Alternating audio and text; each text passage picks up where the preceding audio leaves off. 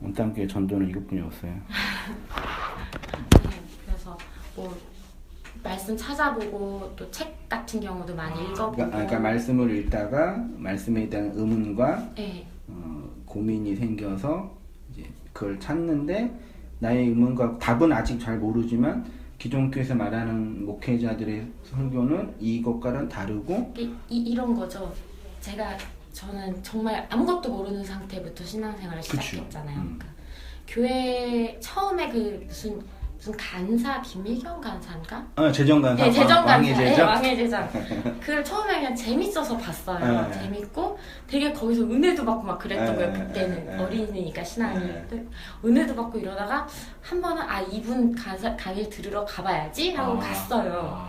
갔는데 사람들이 예배하러 온 사람은 없고 돈 벌려고 온 사람만 그쵸. 있는 거예요. 투자. 저도 뭐 마찬가지고 저도 여기 돈 행복해서 내가 여기 와 있구나 이 생각이 딱 들더라고요. 가니까 간사님은 재밌게 하시려고 뭐 했겠지만 막 이렇게 막 내가 지금 막 시계 막 롤렉스 막 이렇게 보여주고 막 이러는데 그래요? 네. 통장도 보여줘요? 자기 뭐 얼마 벌었다 이런 얘기들을 하죠. 차도 자랑하고. 네, 자랑하고. 그 다단계에서 하는 거예요. 그러니까요. 근데 그게 그래서 이거는 신앙이 아니구나라는 생각이 들었어요. 그리고 다시는 내가 이걸 가지 말아야지 하고 다시 원래 제가 다니던 교회를 열심히 참석을 하는데 가만 들어보니까 여기서는 돈 빼고 이런 식으로 가르치는 거예요. 선교와 전도를 향해서 우리가 하나님의 소원을 가슴에 품으면 돈과 다른 모든 육신적인 것은 당연히 하나님 필요에 의해서 주신다. 그러다 보니까 그때 그 시선으로 다른 사람과 나를 보니까 내가 지금 여기 성공을 위해서 와 있나라는 생각도 들고 네. 그러니까 이게 말씀 방향이 거기 있으니까 하나님에 대해서 가르쳐주는 게 딱 거기에서만 그런 식으로만 자꾸 후킹을 하는 거죠. 사람들의 마음을 낚이는 거죠. 그러니까 거기서 성공하지 못했거나 만약에 자기가 가난하면 눌리고 그치. 네, 또 죄책감이나 네. 그런 게 생기죠.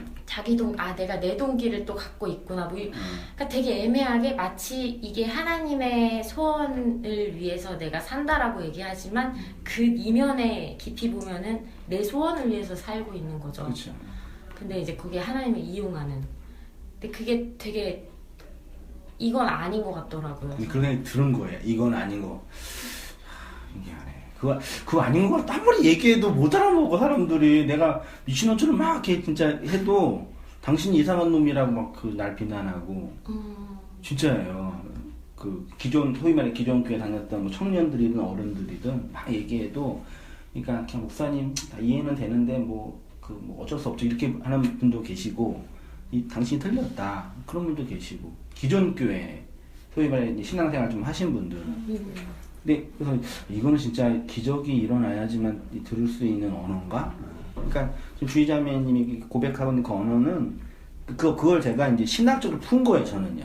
그러니까 난 신학과 학문을 공부한 거니까 그런 이게 어떤 신앙의 내용을 소위 말해 평신도들은 신학적인 어떤 이 바탕이 없으니까 어떤 전문적인 언어로 기술을 못하는 것뿐이지 내용은 있는 거거든. 근데 그걸 나는 이제 변증을 해야 되니까 신앙적으로 푸는 거예요. 그 차이뿐이 없어요. 사실 그 어떤 생각이나 그 마음이 내가 이제 이 사역을 통해서 전하고 싶은 그 마음이에요. 그래서 어떤 의미에서는 큰 그러니까 또 그거예요. 그냥 다만 학문적으로, 신학적으로, 변증적으로, 역사적으로 이제 또 토론하고 논의하고 또 싸워야 할 부분들이 많이 있고 또 이제 예민한 부분도 많이 있으니까 그 정도죠. 그래서 지금 주인 자매님이 고백하고 경희 자매님도 말하는 그런 것들은 신앙의 연소나 그런 개념이 아니라 정말 하나님이 말씀을 통해서 이렇게 건네주지 않으면 이해하지 못하는 언어예요. 역시 하나님이 살아계시구나. 하나님 이렇게 말씀으로 일하고 계시구나. 그런 생각이 들었어요. 진짜 우리 갑자기 온 네 분의 자매님 보면서 놀랍고 되게 개인적으로 되게 큰 항상 그런 위로나 어떤 기대를 가지고 사역하고 있는데 나도 믿음이 없는 거죠. 어떤 의미에서는 이걸 듣구나. 이게 고민하는 사람이 있구나. 맞죠? 내가 얘기하면서도 나도 웃긴 거예요. 되게 힘이 되고 위로가 되고 이렇게 기뻤어요.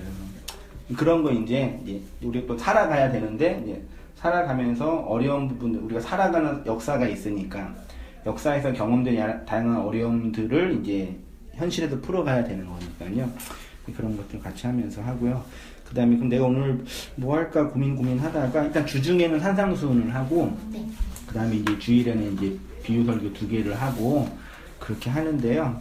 이거는 그 온땅교회 예를 들면 이제 처음 교회 오면 새신자반 같은 거 있잖아요. 그래서 기독교가 뭐고 이 교회는 뭐고 말하자면 그런 걸로 이제 제가 옛날에 3년 전에 개척할 때 그때 이제 처음 이제 자매 한 명이랑 커피숍에서 카페에서 우리 교회에서 이렇게 생각이 웃기지 말씀 나누면서 난 이런 비전이 있다 자매님 난 이렇게 교회를 이렇게 이끌어 가고 싶다 그리고 이제 했던 게 그 기억이 나는데 또 이렇게 지금 이제 결혼하고 아이까지 있어가지고 혼자 왔는데 3명이 돼가지고 아직은 아이 임신해가지고 이제 오지는 못하고 있지만 아무튼 뭐 그래서 온땅교회 그 한번 같이 어떤 선생님 목사가 지금까지 이제 고민했던 부분들을 정리하고 또 앞으로 이런 방향으로 어떻게 나가야 할지 그러니까 기존의 교회가 왜 잘못됐고 뭐가 문제인지를 좀 분석하고 비판하고 그럼 이제 우리는 어떻게 교회를 일고 가야 될까 그런 어떤 고민거니 한번 보면서 디모데후서 4장 2절 보시면 너는 말씀을 전파하라 때를 얻든지 못 얻든지 항상 힘쓰라 범사의 오래 참음과 가르침으로 경책하며 경계하며 권하라 이렇게 있고요. 온땅교회가 믿고 고백하는 기독교 신앙과 신학 1번 우리 주희 자매님 먼저 한번 읽어주시겠어요? 성경은 66권이 아니라 한 권으로 기록된 하나님의 계시의 책입니다. 이 계시는 인간의 역사를 통해서 반복적으로 점진적으로 확장되었고 요한계시록을 마지막으로 하나님의 계시는 완전히 종결되었습니다. 이 계시는 인간의 양심, 자연의 질서를 통해서 배우는 일반 계시, 자연 계시와 히브리어, 아람어, 헬라어로 기록된 특별 계시, 성경 계시 외에는 없습니다. 성경 외에 다른 계시가 있다. 그건 누구 이단이에요?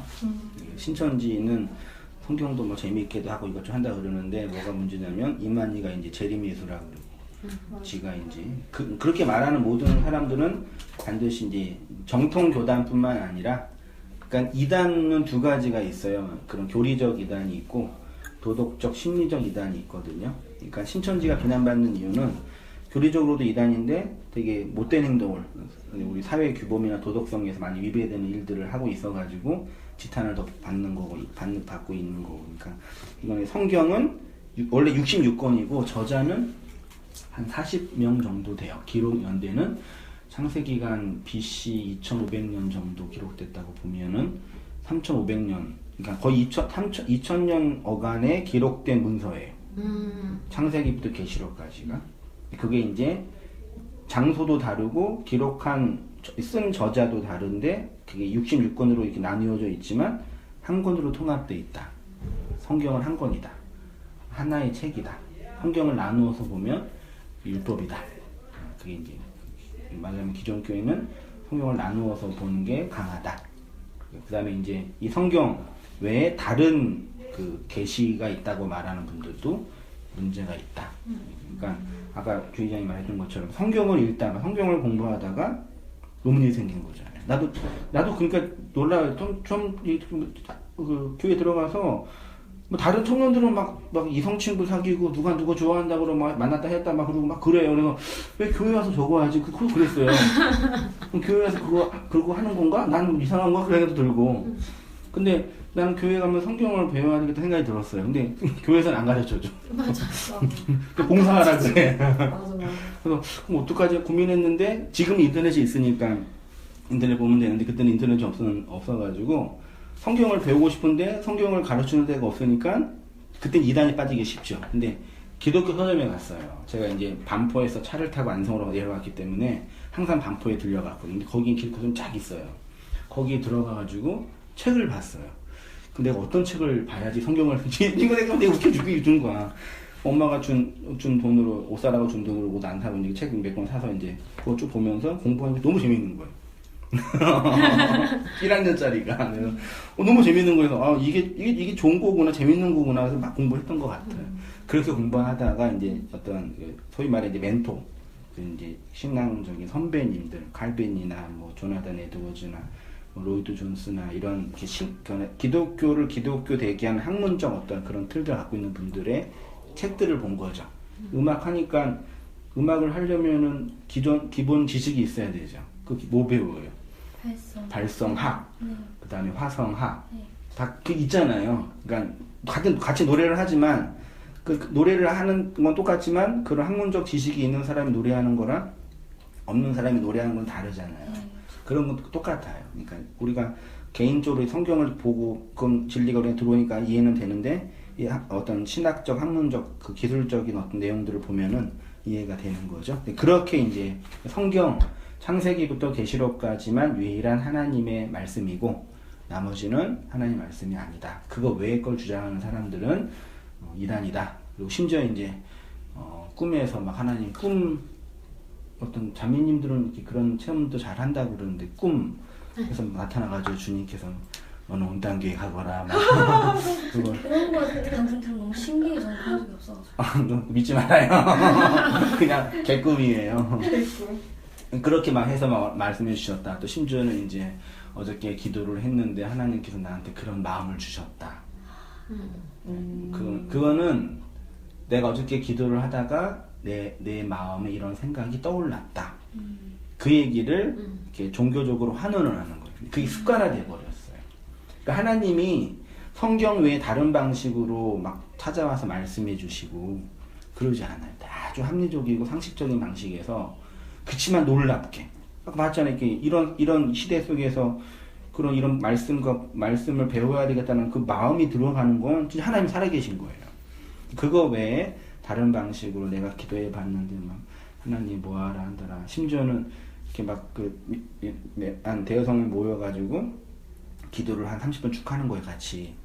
기도 끝나면 이제 기도하거나 마음이 있잖아요. 그 마음을 나누라 그러는 거예요. 내가 말씀을 나누는데 난 이런 마음이 들었다. 그러면 각자가 나누는 그 말씀이 우리 공동체를 향한 하나님의 말씀이라고 상정하는 거예요. 되게 위험한 거예요. 그냥 내가 기도하다가 내가 느낀 거예요. 어저께 우울한 일이 있어서 울기도 하고 인생이 힘들어서 행복하기도 하고 누가 화가 나가지고 그 내 감정의 표현이지. 이걸 좀 구분을 해야 돼. 그래서 이게 특히 이제 한국 교회가 이런 부분을 되게 너무 여과 없이 이게 신앙이겠고 그런 걸 말을 많이 하는 사람을 신앙생활 잘하는 사람, 영성이 뛰어난 사람. 도대체 영성이 뭔데 도대체? 그렇게 이제 치부하는 건데 그건 되게 그러니까 비성경적이고 비상식적인 그런 얘기는 듣지도 말고 그냥 이게 굳이 들으면 환원해서 들으면 되죠. 네가 어떻게 힘들었구나. 힘든 일은 있었구나. 화면에서 들으면 되지. 듣는 입장. 그게 이제 자신은 하나님의 뜻이라고 생각하는 거예요. 물론 하나님이 살아계시기 때문에 특별하게 한다는 걸 열어놓을 수는 전 있어요. 그걸 인정 안 하지는 않는데, 혹시 그렇게 했더라도, 그건 검증을 해야 돼요. 그러니까 지극히 성경 중심의, 계시 중심의 신앙생활 해야 한다. 요거 되게 중요하고요. 2번 우리 경리님 읽어주세요. 성경은 율법, 도덕, 윤리책이 아니라 예수 그리스도와 구속 사역을 설명하는 책입니다. 그러나 성경은 표피적인 문자 그대로 읽고 해석하면 도덕과 윤리와 성공 법칙의 문서가 됩니다. 성경을 바르게 이해하려면 문자층 이면에 있는 의미층을 이해해야 합니다. 문장과 문장 사이에 있는 행간의 의미를 파악해야 합니다. 그 안에 예수 그리스도를 발견하고 예수 그리스도의 의가 필요한 역사의 의미를 찾아야 합니다. 그런 의미에서 성경을 성경으로만 읽고 묵상하고 설교하면 그 진리를 오해할 수 있습니다. 따라서 성경을 가르치는 목사는 원문을 근거로 해석해야 합니다. 왜 원문으로 해석해야 될까요? 왜 굳이? 의역이 있을 수도 있어요. 오역이. 오역이. 네. 그러니까 성경 원래 첫 번째 쓴 그 책이 있을 거 아니에요. 모세가 쓴 모세 오경이 있을 거 아니에요. 그건 지금 있어요, 없어요? 없지 않을까? 그건 없어요. 하나님이 없앴어요. 만약 그게 있으면 난리 나는 거지, 이제. 그게 하나님인 거지. 지금도 뭐 뉴스 보니까 예수님 무덤이 발견됐다고 그 지랄들을 하는데 맞아. 그 예수님 무덤 아니에요. 그러니까 자기네들이 이렇게 해놓은 거예요. 그러니까 다 그게 신화, 카톨릭이 만든 신화예요. 그런 것들은 그러니까 뭐 무덤이 발견됐다, 뭐 거기에 뭐 손가락이 뭐 있네, 뭐 옷자락이 있네 그런 건데 그냥 그런 걸 사람들이 그런 걸 믿고 따라가는 걸 좋아하나 봐요. 아무튼 뭐 성경에 원래 썼던 그 원본은 없어요. 원본은 이렇게 원본 하나가 있으면 그 원본을 이제 많은 이제 교회 성도들이 이게 뭐죠 그거? 뭐 카피를 해요. 카피를 쭉 했어요. 근데 그 카피 그걸 사본이라 그러거든요. 그 사본이 도처에 흩어져 있어요. 사회에서도 발견되고 그것 사본들을 모아가지고 A 사본, B 사본, C 사본 등등 모아서 그러면 성경의 원래 원문은 뭔지를 분석해서 만든 게 성경책이에요. 그런 학문적 작업을 한 거예요. 오늘날 갑자기 하나님 뚝 떨어뜨려서 이거 성경이다 하신 게 아니라 역사를 통해서 이 사람들의 학문의 노력을 통해서 만드는. 그래서 성경 읽다 보면 없음 그런 거 있죠. 네, 그거는 원문에는 있는데 여러 사본에는 그 부분이 빼져 있는 거예요. 이게 사본 이게 복사를 하다가 성경 필사가 딴 색해서 빼먹을 수도 있고 아니면 지워질 수도 있고 또 이제 밑에 각주 보면은 어느 사본에서는 뭐 B로 되어 있다 있죠. 그런 여러 사본이 있는데 이 사본에서는 A로 쓰고 이 사본은 B로 쓰는 그럼 원문이 뭔지를 하기 어렵잖아요. 근데 사본 여러 개를 분석해 보니까 A로 쓴 부분이 한 80%고 C로 쓴 부분이 20%면 그럼 A에 가깝다라고 합리적으로 추론을 하는 거죠. 있죠. 그렇게 해서 만든 게 성경 전서예요. 그러니까 이거를 막 머리 베면 안 되고 넘어가면 큰일 나고 불태우면은 막 하나님이 저주하고 버리면 안 되고. 그럼 그냥 종이에요. 성경을 이렇게 우리가 그리고 한 500년 전만 해도 성경 이렇게 한 권으로 들고 다닐 수가 없었어요. 다 두루마리여서 전체 창세기부터 계시록까지가 지금 시가라면 10억 이상 됐대요. 성경 자체가 없었던 시대죠. 그러니까 원전은 있는데 그걸 이제 쭉 내려서 이제 사본들을 모아서 기록해서 학자들이 만든 게 이제 구약의 히브리어 원전, 그다음에 아람어 좀 들어가고 신약의 헬라어 원전이 들어간 거예요. 그거를 이제 선교사들이 한국에 와가지고 중국어로 번역을 한 거를 한자로 번역한 거를 한국 사람이 한자를 중국어로 번역한 거 한글로 번역한 거. 그 한자는 뭘로 번역했냐? 영어를 번역한 거. 영어는 뭘로 했냐? 라틴어를 번역해. 라틴어는 뭘로 했냐? 헬라어로 번역한 거죠. 그러니까 번역 한 거 딱 왔으니까 2000년 동안 들어간 시간 동안 역사와 배경이 다른 상황에서 언어를 이렇게 써버리니까 이게 잘못 이해하면 큰일 나는 거예요. 그러니까 2000년 전의 사고를 2000년 어떤 사건이 있잖아요. 그 사건을 지금 우리의 입장에서 해석을 하면 돼요, 안 돼요? 안 되죠. 당연히 안 되지. 그럼 이 이야기를 오늘 입장에서 해석하면 안 돼. 그때의 입장에서 해석을 해야 되잖아요. 오늘날 성경 읽기나 큐티하는 사람들이 큰 단점은 뭐냐면 요거를 그냥 무조건 땡기는 거 있게 나한테. 그러니까 원래 하나님의 성경을 통해서 주시고자 했던 그 메시지랑 상관이 없이 자기가 적용을 하는 거.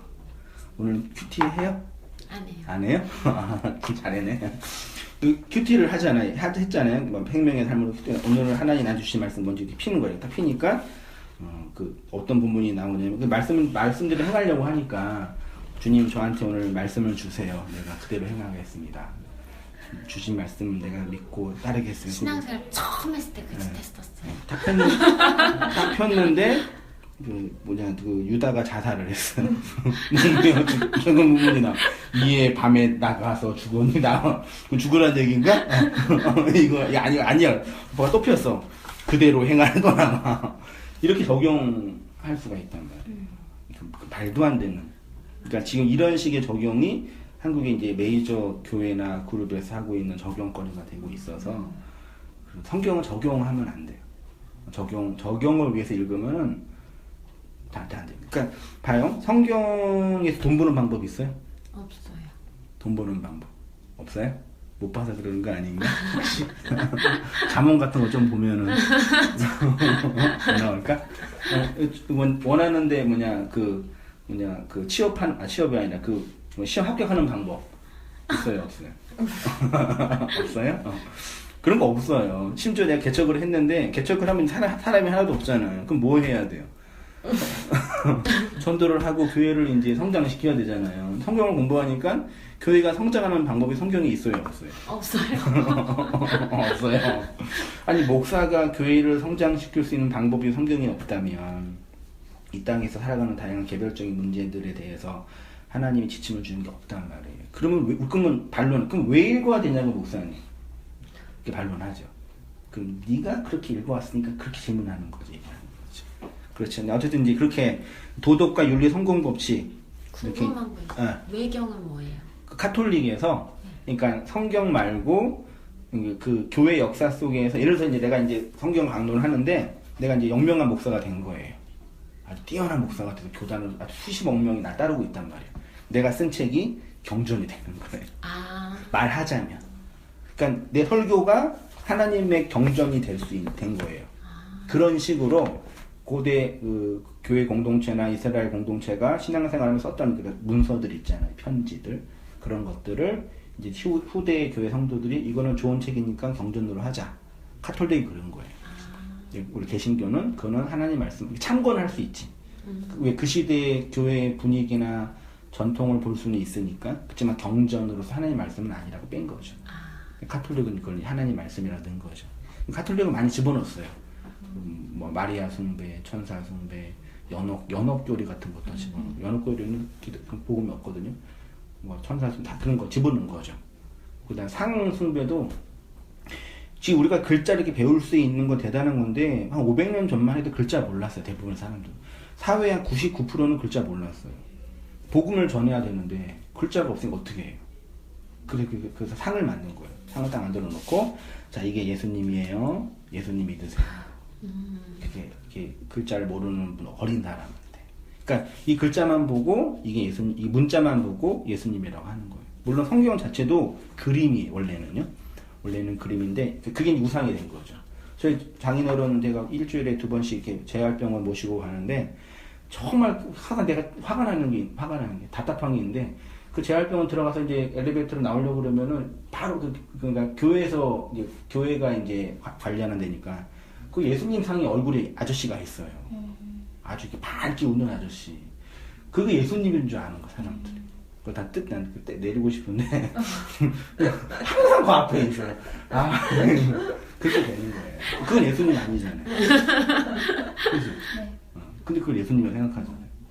그 카톨릭은 상을 만들어 놓고 촛불을 켜놓고 절하고 기도하고 심지어 물까지 붓더라고. 살짝 들어왔어요. 그렇죠. 그게 이제 그 기독교가 다른 이방 종교 영향을 받아서 그대로 하는 거예요.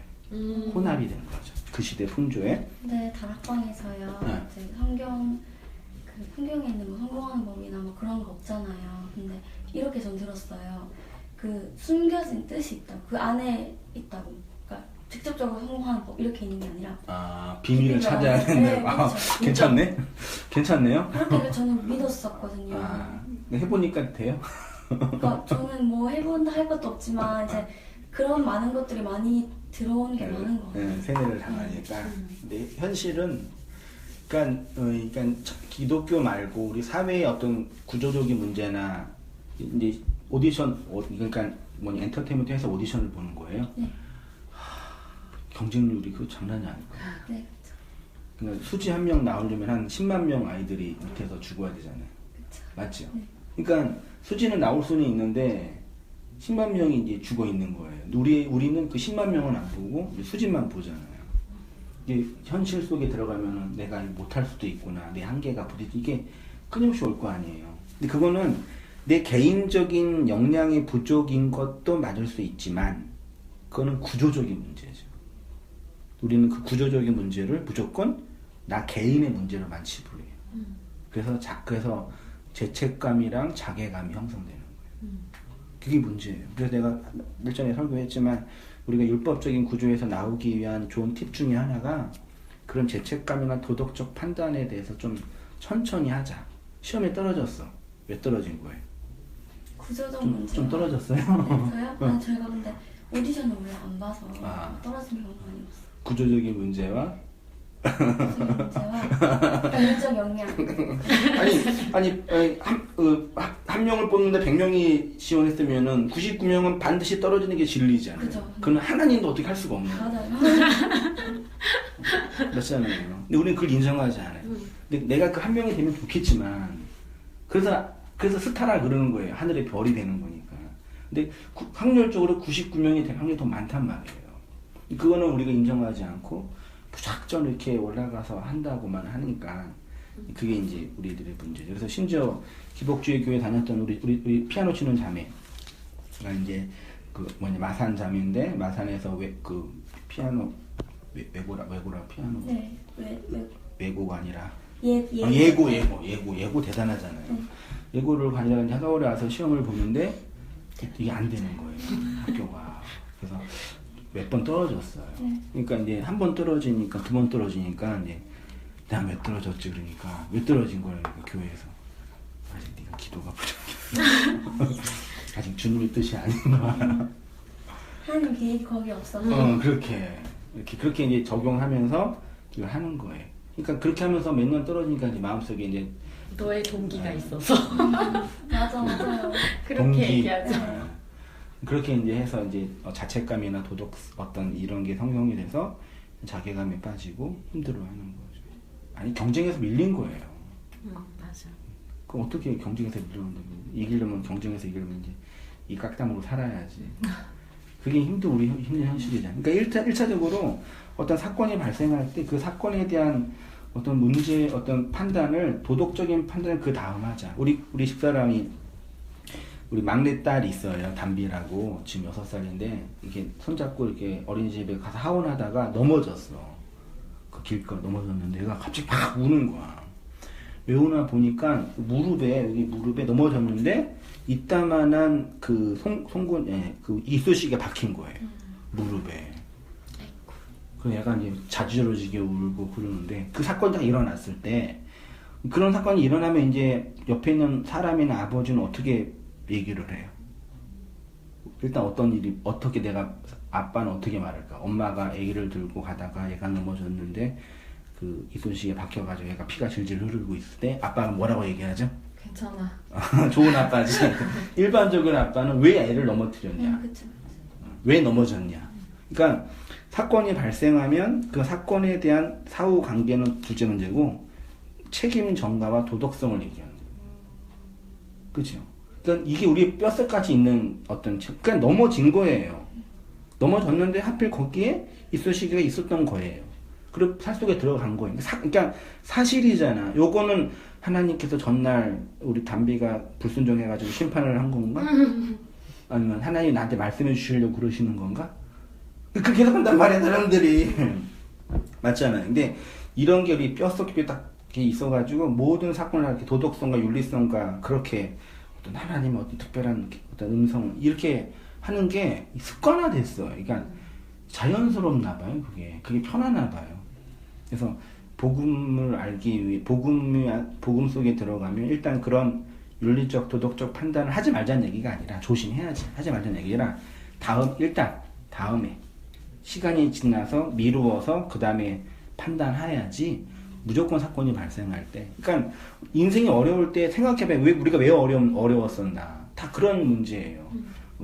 사귀다가 실현을 당해서 막 그러면은 그런 감정적인 뿐만 아니라 도덕적인 내가 잘못해서 그러나 그렇게 하겠죠. 시험 볼 때 떨어지면은 내가 기도를 안 해서 그러나 헌금을 안 내서 그러나 봉사를 안 해서 그러나 그렇게 다 해가지고 나를 끊임없이 얽매이는 거예요. 그게 이제 자기 욕망에 갇혀있는, 율법에 갇혀있는 인간의 보편적인 어떤 태도거든요. 그러니까 복음은, 안식은 거기에서 나오는 거예요. 1차적으로 그렇게 다는 아닌데, 얘기가 길어졌는데, 근데 이게 이제 이런 얘기 왜냐면 성경에 대한 해석에서 차이가 나는 거예요. 성경을 윤리책으로 보니까, 윤리로 세상을 판단하고, 성경을 성경 법칙으로 보니까 성공하는 게 주님의 뜻이라고 그러고. 이 성경론이 그래서 중요한 거예요. 이게 제일 중요해요. 그 다음에 이제, 그래서 이제 한글 성경은 오해돼 있으니까 반드시 이렇게 해석을 하는 거예요. 나중에 공부하겠지만 나왔네. 이 3번이 아니라 4번이 돼버렸네. 아무튼 4번 우리 금자매 읽어주세요. 지역교회에 있는 여러 직함은 원로 목사, 담임 목사, 부목사, 장로, 권사, 집사, 성경에 기기원과 권위가 있는 것이 아니라 지역교회의 필요에 의해서 만들어진 직책입니다. 따라서 위의 직임은 지역교회의 형편에 따라 운영하면 됩니다. 그런데 문제는 이것이 성경의 진의에서 많이 변질되었습니다. 예를 들어 성경이 말하는 장로의 의미와 한국 교회에서 직함으로 주는 장로는 전혀 다릅니다. 그런 의미에서 칼빈과 목사들의 과오가 큽니다. 네, 여기 이제 지난주 얘기했던 하나님이 저를 내가 이렇게 우리 자매님들 앞에서 말씀을 전할 수 있는 권위가 있는 건 누가 준 거예요? 성도가. 자매님이 저한테 주는 거지. 하나님이 나한테 와가지고 자매들한테 전하라 그러지 않아요. 네. 그러니까 그 문제는 뭐냐면 목사의 기원은 성경의 목사의 기원이 있나? 신적 기원. 모두를 했을 때 사는 거야. 아무튼 기원. 예.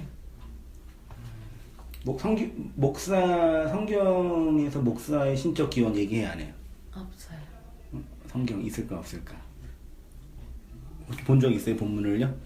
그러니까 성경에 목사라는 단어가 한 번인가 두 개 나와요 신약 성경에. 그때 그 목사는 지금 이 목사가 아니라 목자예요. 그러니까 지금 개신교에서 말하는 목사의 기원은 성경적 기원이 아니라 사람의 필요와 조직에 의해서 만들어진 그 필요에 의한 기원이에요. 제가 얘기했잖아요. 엄마가 우리 담비도 했지만 내가 담비의 아빠인데 내가 아빠를 딸이 아빠를 만들어요? 아빠가 딸을 만들어요? 당연히 아빠가 딸을 만들지. 근데 나를 아빠라고 불러준 내 자식이 없으면 나는 아빠가 아니죠. 그러면 반대로 얘기하면은 자식이 아빠를 만드는 거죠. 이해되죠? 그러니까 아버지라는 이거는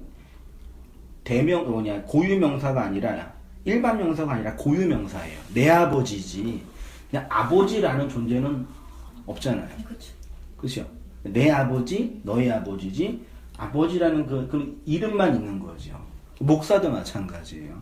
그러니까 뭐 한국에서 이렇게 신학교 나와서 목사 안수 받은 목사님이라고 이렇게 칭호로 부르는 건 있어도 목사라는 그 실체는 성도가 말씀을 듣고 말씀을 나누는 그 관계 안에서만 목사가 되는 거지. 그렇죠? 그런 의미에서의 신적 기원이 아니라 관계 안에서 만들어진 중요한 되게 중요해요. 사도는 신적 기원이 있어요. 사도가 목사. 그러니까 사도는 그 구약의 선지자처럼 그 특별 계시 안에서 계시가 완성되기 전까지 하나님의 나라를 위해서 말씀을 전했던 그 일정한 부분에서 일했던 사람이에요. 그러니까 계시가 완성이 되면 사도나 선지자는 없어지는 거죠. 계시록이 완성이 돼가지고 사도는 더 이상 없죠. 지금 사도라 그러는 사람들은 이상한 분들이죠. 그러니까 하나님께서 보낸 사람이란 뜻을 해서 단어는 있지만 그 바울 같은 그 사도성은 나한테 없죠. 사도는 아니지. 그렇게 불러서 교회로 모였는데 자 우리 교회에서 그러면 이 말씀을 전할 사람을 뽑아야 되지 않겠어요? 그러면 당신이 신학을 공부하고 학문적인 좀 깊이가 있으니까 말씀을 가르치는 은사가 있으니까 그럼 당신이 이게 목사가 이렇게 이런 거예요 사실은. 근데 이런 원리에서 진행되는 거지 그냥 하나님께서 나를 불러주셔가지고 이렇게 말씀. 심지어 이제 신학교에서 너는 왜 신학을 하려고 하니? 그러면 가장 같이 그 의미 있는 일을 하고 싶어서 하겠다. 되게 말도 안 되는 얘기예요. 목사가 의미 있는 일이면 그럼 평신도는 의미 없는 일이에요? 맞잖아요. 사모는 되게 가치 있는 일이고 의외로 교회에서 자매들이 목사들이 성숙할 때 일어나는 그 배경 중에 하나가 그런 어떤 상에 대한 막연한 동경이 있는 것 같아요. 내가 좀 받아서 그러니까 어느 목사의 사모가 되는 거는 마치 하나님께서 선택받은 특별한 어떤 그런 어떤 가치를 부여해. 그래서 참 남편 잘못 만나서 고생할 텐데 어떡하냐 그 생각이 드는데 그러니까 이건 어떤 일을 하기 위한 일이지 그 존재의 가치가 아니야. 그러니까 그거 그렇게 구분하는 것 자체가 한국교회가 썩어 있는 증거예요. 그러니까 성도가 각자의 삶에서 그 역사 속에서 살아가는 그 삶 자체도 가치 있고 의미 있는 거고, 목사도 목사로 살아가는 일이 가치 있고 의미 있는 거예요. 왜요? 너무 충격적이야. 충격이 이게 충격이에요. 그러니까 그 전에 들어왔던 것들이 떠오르니까 충격이야. 그렇죠. 그래서 뭐 헌신해야지만 되고, 내가 맞아. 헌신하 특히 노래하면은 심리적으로 세상 노래 부르기 때문에 네, 그런 거 많아요. 상관하지 마, 절대 상관하지 마라. 열심히 불러요. 부르고 노래 상관. 노래 때문에 엄청 놀려있어요. 다 그런 사람들이 있더라. 우리 자민 노래 있는 자매도 전교에서 그것도 많이 힘들어했어요. 제가 뭐 세상 노래 하거나 뭐 이런 쪽으로 가면은 엄청 막 애가 하락했거나 약간 막 영적으로. 그렇게 하는 CCM 가서 뭐 돼야 되고 막. 맞아요. 네. 아니 절대 그런 게 아니고 홍대 가서 열심히 불러도 되고 상관없어요. 그냥 우리 하나님 우리에게 주신 자연 원리 중에 하나예요. 뭐 찬송가가 따로 있고 복음성가가 따로 있고 세상 노래, 오히려 이 가요가 더 복음적인 게 많이 있어요. 맞아. 이게 들어보면 뭐 거짓말이야 이런 것처럼 해가지고 많이 있단 말이에요. 그러니까 그런 뭐 특히 이제 연예계 쪽이나 뭐 그런 엔터테인먼트나 뭐 춤 이런 것들은 물론 이렇게 노래나 음악이나 춤이 약간 고대시는 종교성이 있긴 있었는데 지금 그렇게 세상 노래 따로 있고 복음성가 불러도 타락할 수 있고 세상 노래 불러도 거룩할 수 있고요. 목사가 설교 준비하면서 타락할 수 있고요. 성도가 노동하면서 거룩할 수 있는 거예요. 그러니까 그런 이론적인 구조, 그건 이제 더 이상 이제 그거 가지고 노래를 못해서 마음 아파는 해야지. 다른 사람은 노래를 못하구나 그런 것들 마음 아파할 수는 있지만 어떤 종교적인 가치 때문에 하나님이 그런 노래 불러가지고 정죄하고 뭐 벌 주고 하나님이 싫어하고 절대 그러지 않아요. 그건 자유로우세요. 근데 워낙 노래하는 게 힘들잖아요. 애가 하여튼 그래요. 그러니까 장로도, 그러니까 우리 장로님들이 이제 한계가 뭐냐면 자기가 하나님께 기름 부음 받았다고 생각하는 거예요.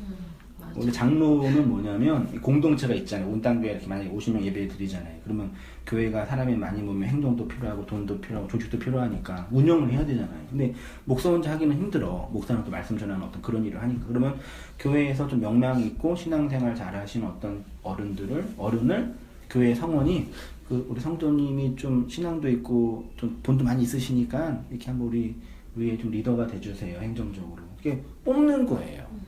우리 장로님 반장 뽑는 것처럼. 반장 투표해서 봤지? 네. 그거 반장님이에요. 와서 우리 공동체의 그런 리더가 돼주세요. 그럼 그 장로님이 그 공동체를 떠나면 장로는 없어지는 거죠. 내가 낳은 자식이 있는데 애들이 다 죽으면 나는 더 이상 걔네한테 아빠가 될 수 없는 거죠. 슬픈 일이지만 그런 개념이에요. 그러니까 그러니까 그래서 공동체가 제일 중요해요. 제 신학으로는 어느 공동체에 어떤 관계를 맺고 내가 어떻게 역사를 살아가야 하냐. 이게 제일 중요한 거예요. 목사도 그렇고 담임 목사, 부목사 이건 다 교회에서 필요해서 만든 거예요. 필요하니까 필요해서 만든 거고 그 다음에 필요해서 행정적인 거니까 목사가 됐다고 하나님께서 나를 이렇게 불러주셔가지고 맞아. 성도님이 필요해서 부른 거예요. 주의 종이라고. 네. 기름 부음 주님의 받은 주의 종. 주의 종 비판하면 돼요, 안 돼요? 혼나요. 그 심지어는 전정교회에서 어렸을 때 성교회에서 성도가 잘못하면 목사가 비판하고 목사가 잘못하면 성도들은 조용히 있고 조용히. 하나님이 치신다. 그런 맞아. 말도 안 되는. 그러니까 목사들이 지금 말도 안 되는 그런 범죄를 일으켜도 성도들이 거기 세뇌돼가지고 이번에 영광교회 그 목사 있잖아요. DNA 기도로 DNA 전수하는 그 목사 있잖아요. 몰라요? 그거 알지 않아요? 충격적이야. 있잖아요. 근데 그러니까 자기가 안수해가지고 그냥 DNA가 전수해서 임신이 된 거래요. 봤죠? 봤어요? 네. 근데 그 얘기를 했는데 그럼 우리는 말도 안 생각하잖아. 근데 분명히 그 교회에 결혼한 부부들 중에 불임 부부들이 갔을 거예요. 기도 받으러. 그렇게 대중들이 이렇게 무지하다니까 성도들이. 그러니까 그런 목사들이 이렇게 판을 치면서 이렇게 비상식적인 종교로 만들어진 그 역사를 공부하면요 끔찍한 게 너무 많아요. 옛날에 중세시대 때 마녀사냥 있잖아요. 네. 그게 왜 마녀사냥이냐면 원래 자매들이 형제에 비해서 조금 더 예민해 정신이. 그건 분명해. 근데 이게 꼭 시골에 가면 꼭 정신적으로 예민한 분들이 오늘날로 말하면 정신질환, 조현병 증상이 있는 분들이 있었어요. 그래서 밤에 막 기도하고 막 보였다 그러고 이 신부니 뭐 음란하다 그러고 그러니까 이제 신부가 열받아가지고 마녀라 그런 거죠. 그럼 이제 마녀라가 정죄할 때 교회에서 얘는 마녀다라고 정죄를 하고 주위 사람들도 이 여자는 마녀라고 정죄해요. 근데 본인이 자기가 불타서 죽을 때 어떤 생각을 해요? 나는 마녀이기 때문에 죽는다. 그러고 죽어요. 그때는 그렇게 죽었어요. 근데 지금 우리가 볼 때는 말도 안 되는 얘기잖아요. 정신질환 환자잖아요. 그러니까 종교가 왜곡된 종교가 그 시대를 어구하고 있으니까 그렇게 돼버린. 그게 그런 흐름이 한국 교회 안에 여전히 이렇게 내재돼 있어요. 성도들 안에도 내재돼 있고 특히 목사들은 더 뼛속 깊이 내재돼 있고 그런 부분. 그게 다 이런 그 공동체성이랑 개인의 부르심의 근거. 그러면 이제 5번에 보면은 그 목사는 뭐 하는 사람이냐, 그렇죠? 무당처럼 하나님과 인간 사이에서 하나님의 복을 빌어주는 영매로서의 중재자가 아닙니다. 목사는 성경의 진리를 가르치는 뭐예요? 교사입니다. 목사는 교사예요. 그래서 선지자, 사도 이런 것들이 계시가 완성이 됐잖아요. 계시가 완성이 됐잖아요. 그 계시를 내용으로 전할 선생이 필요한 거예요. 그래서 목사를 교사라고. 그래서 목사의 가장 큰 덕목이 있다면 가르치는 소위 말하는 은사. 가르치는 걸 못한다. 기도는 잘하는데 가르치는 걸 못한다. 전도는 잘하는데 가르치는 걸 못한다. 그 목사하면 안 돼요. 목사는 말로 사람을 가르치는 일을 하는 사람이에요. 교사예요. 하나님이 우리에게 성경을 주실 때 성경을 해석할 수 있는 뭐도 줬어요? 교사. 성경만 주시면 안 돼요. 성경을 해석할 교사도 필요해요. 그래서 이렇게 말씀을 고민하고 찾으니까 말씀을 강론하는 교사들 찾는 거잖아요. 놀랍지 않나요? 진짜. 우리의 참된 목자는 누구뿐이 없어요? 예수님뿐이 없고 성경 교사인 지역교회 목사는 계시된 하나님의 말씀을 하나님의 백성에게 잘 가르치는 사명이 있고 그러나 그 교사는 성경만 가르치는 학원 강사가 아니라 이거 학원 강사는 인터넷에 많이 있어요. 스타 강사 있잖아요. 스타 강사 강의 들으면 너무 놀랍지 않나요? 어쩜 저렇게 말을 잘할까? 맞아. 수학 강의 막 들으면 너무 내가 다 할 것 같아. 혼자 문제 풀면 설교도 그렇게 들을 수가 있어요. 그런 위험이 있어요. 틀린 말은 아니고 좋은 말인데 내 언어가 돼야 돼요. 내 언어. 그러나 학원 강사가 아닙니다. 진리의 씨를 전하는 아버지와 같은 자. 복음은 그렇게 생명으로 전수된다. 그렇죠? 그럼 목사한테 축복권 있어요? 없어요. 없어요? 네. 저주권은? 없어요. 없어요? 확실해요? 네. 그럼 축도는 왜 해요? 말씀이 끝나고 말씀이 끝나는 걸 표시하기 위해서? 아니, 그 말씀이 성도의 삶 속에 어떻게 그 잘 알아요, 이걸? 성경 공부하면서 잘했다. 그러니까 축도는 뭐냐면 말씀을 전하는 자가 그 말씀이 성도들에게 이루어지기를 기원하는 마지막 그 형식이죠. 제도를 만든 거죠. 그러니까 손을 높이 들어서 축복하는 게 아니에요. 그렇게 생각하는 사람이 막 이렇게 기도고 막 30도 45도로 해야 된다고 이렇게 한다고. 하나님 의지합니다. 두 손 들고. 내가 하나님 의지하는 겁니다. 두 손 들고. 그 말씀을 전하는 교사가 그 말씀이 그대로 이루어지기를 기도하는 걸 축도라고 그러는 거예요. 그러니까 축도는 목사가 굳이 안 해도 되고 말씀을 전하는 자만 할 수 있죠. 원론적으로. 근데 한국 교회는 목사만 할 수 있어요. 그러면 뭐뭐 할지어다가 아니라 하게 하옵소서가 더 맞는 거 아니에요? 그러니까 그 할지어다는 내가 대언하는 걸 내가 하는 게 아니라 그 말씀으로서 그런 의미에서. 그래서 그 통합 쪽에서는 하기를 축원합니다. 그러고 우리는 할지어다 그러고 그 표현하는데 이렇게 그 형식적인 거니까요. 장로 제도는 칼빈이 만들었어요. 장로 제도. 우리나라 정치는 간접 민주제잖아요. 네. 그리고 특히 이제 지금 우리나라 간접 민주제지만 이게 그 귀족 정치가 돼버렸죠. 그 위험하죠. 근데 교회 정치도 그 간접으로 우리의 어떤 이걸 대표할 만한 리더를 세우는 거예요. 그 장로로 한 거예요. 그러니까 성경에 있었던 그 장로랑 지금 우리 개신교가 말하는 장로는 달라요. 원래 나중에 공부하기 좀 그렇습니다. 그럼 이제 목사가 무당처럼 이번에도 뭐 박근혜 대통령도 그분에게 이제 뭐 심리적 위로를 받았잖아요. 목사가 그 일을 한다고 생각하는 거예요. 그렇죠. 근데 목사는 물론 내가 못하는 부분도 있긴 있지만 사람들 심리적 감정적으로 위로해 줄 수 어떻게 또 자민들 어떠나요? 그런 부분에서는 좀 많이 어떻게 필요성을 느끼나요? 물론 공감해주고 그 감정을 이해해주는 건 되게 중요하죠. 나도 그걸 못해가지고 결혼 생활을 많이 혼났는데 막 이렇게 물건을 사는데 여보 이거 사, 요거 저거 사 그러는 거야. 아니 하나 사. 그 얘기를 이제 물건을 사면서 이제 남편과 교제하고 싶은 거거든. 근데 남자는 아니 물건을 사러 마트에 왔는데 물건과 교제를 하냐. 그렇지만 또 자매는 그럴 수 있구나. 이해는 돼. 근데 그런 부분이 이제 우리 그냥 이 종교 안에서도 어떤 사실적인 내용보다는 내 감정의 위로나 어떤 정서적인 어떤 지지 이런 것들을 이제 목사에게 이제 바라고 기대하고 또 목사 그런 언어를 또 잘해. 근데 온 땅에는 그게 하나도 없어가지고 걱정해. 우리 다니던 교회도 없었어요. 그거를 좀 잘하면 사람들이 교회 와서 위로도 얻는데 나는 그런 위로는 객관적으로는 필요하다고 생각이 들어요. 그냥 사람 사는 곳이니까. 근데 그걸 기술적으로 의도적으로 막 이렇게 만들어 놓고 감정적으로 막 울면서 막 이렇게 감정적으로 호소해주고 그러는 건 좀 부정적으로는 봐요. 뭐 비질리다 그건 아닌데. 교회 아니어도 할 수 있는. 그건 교회 아니야. 정신 들면 그냥 친구랑 술 한잔 마셔도 충분히 해결할 수 있는 것이 있는데 영화 한 편 보면 충분히 위로받을 수 있는 그런 거 있는 그런 걸 굳이 교회에서 한다 그런 생각이 들 때가 있죠. 아무튼 그렇습니다. 6번 우리 주의자님 읽어주세요. 도덕적 성화는 없습니다. 예수 믿고 그 성품이 변한 사람 본 적 있습니까? 다 윤리와 도덕으로 포장한 것입니다.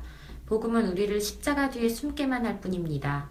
면목 없이 구원받는 것입니다. 당당한 구원은 없습니다. 우리는 모두 부끄럽게 구원받습니다. 혹 우리가 지옥에 떨어져 영원히 고통 속에 거해도 하나님은 정당하시고 우리는 죄인일 뿐입니다. 그러니까 도덕적 윤리적 성품의 변화 때문에 고민 안 했어요? 했어요. 해봤어요. 네. 변화됐어요? 개인적으로 어땠어요?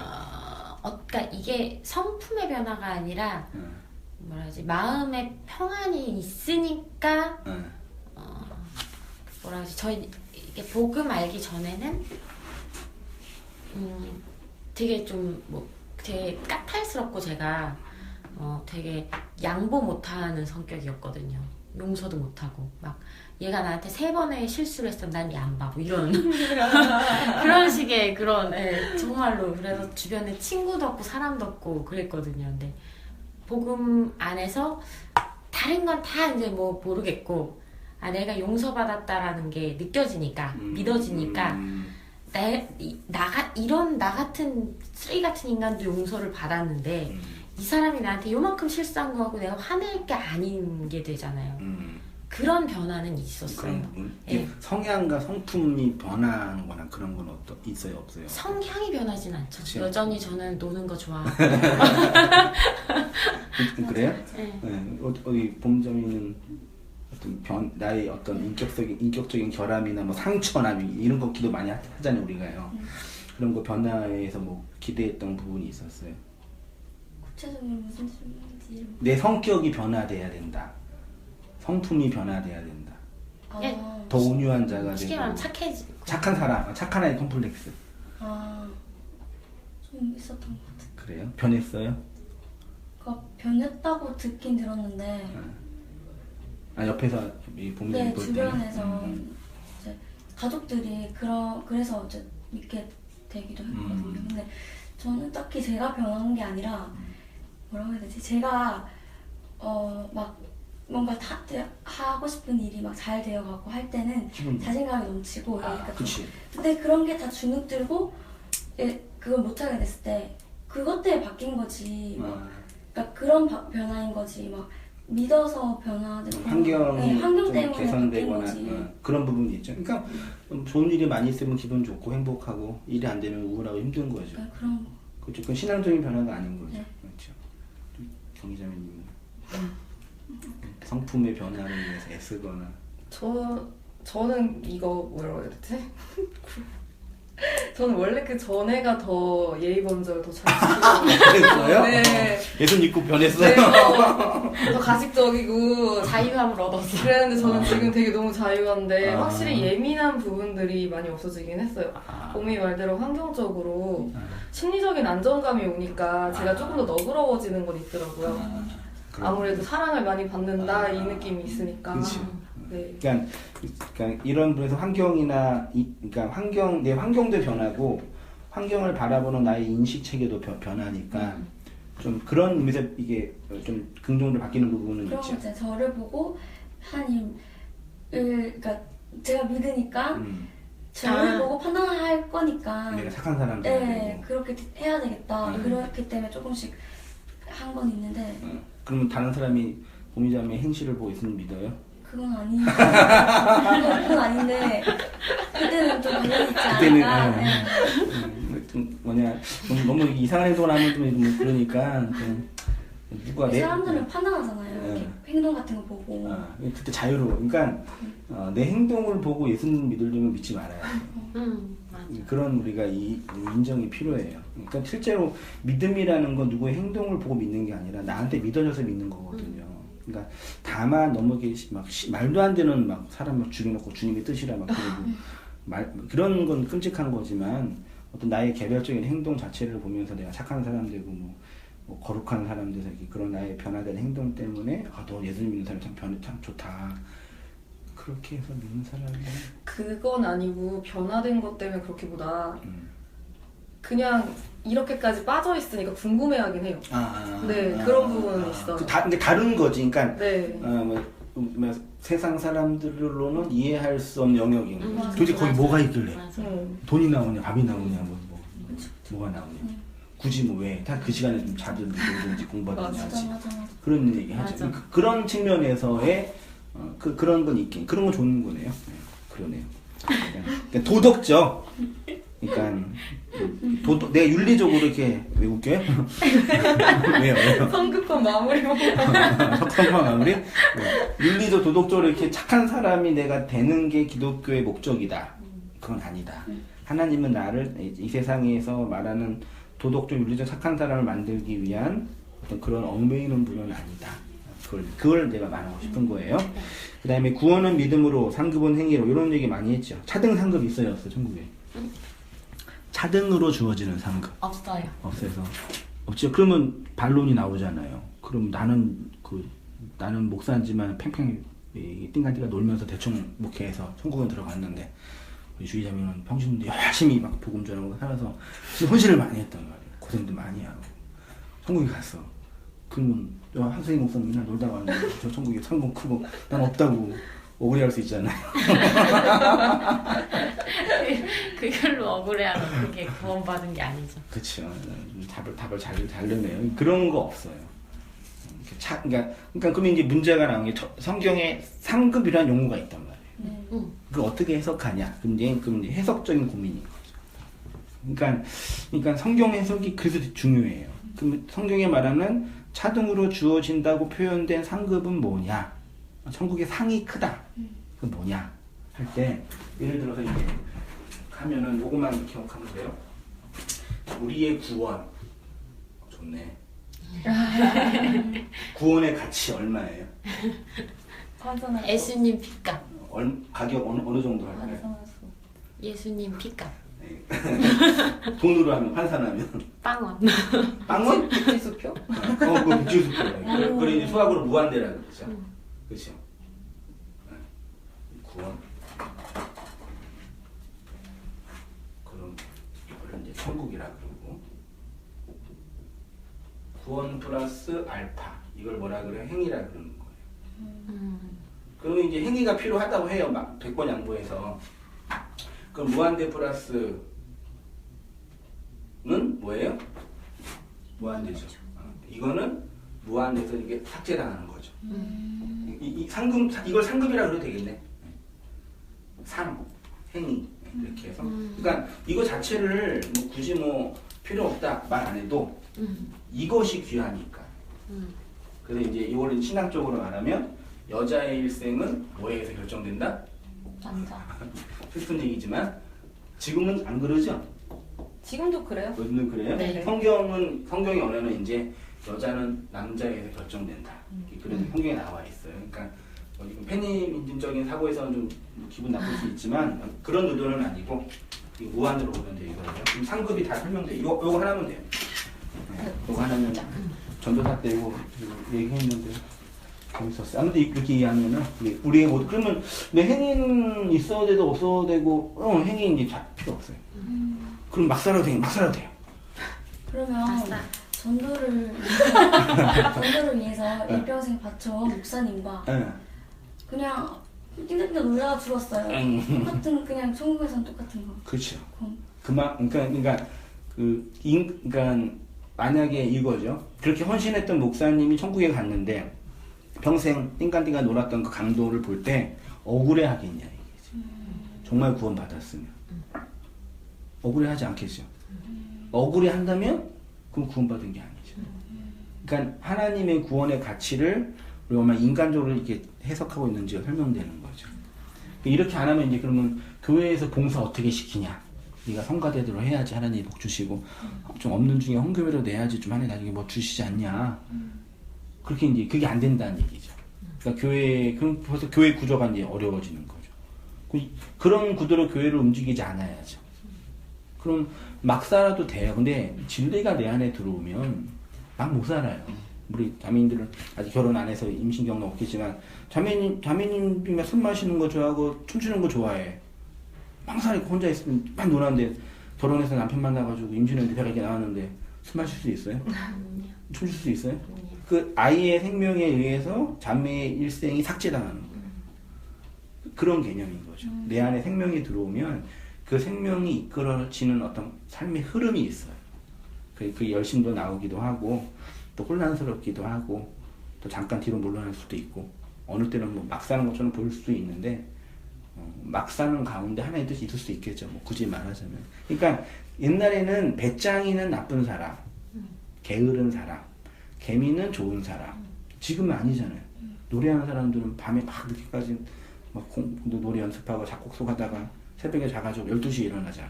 그럼 게으른 사람 그러면 돼야 안 되잖아요. 옛날에는 그랬단 말이에요.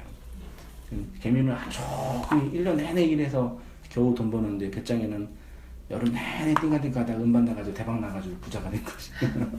그러니까 그렇게 이제 넓게 좀 해석을 해야죠.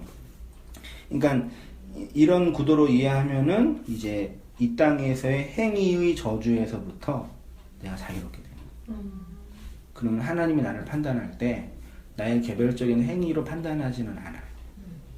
그럼 뭘로 판단하냐? 그죠, 예수로, 구원으로, 생명으로 판단하는 거예요.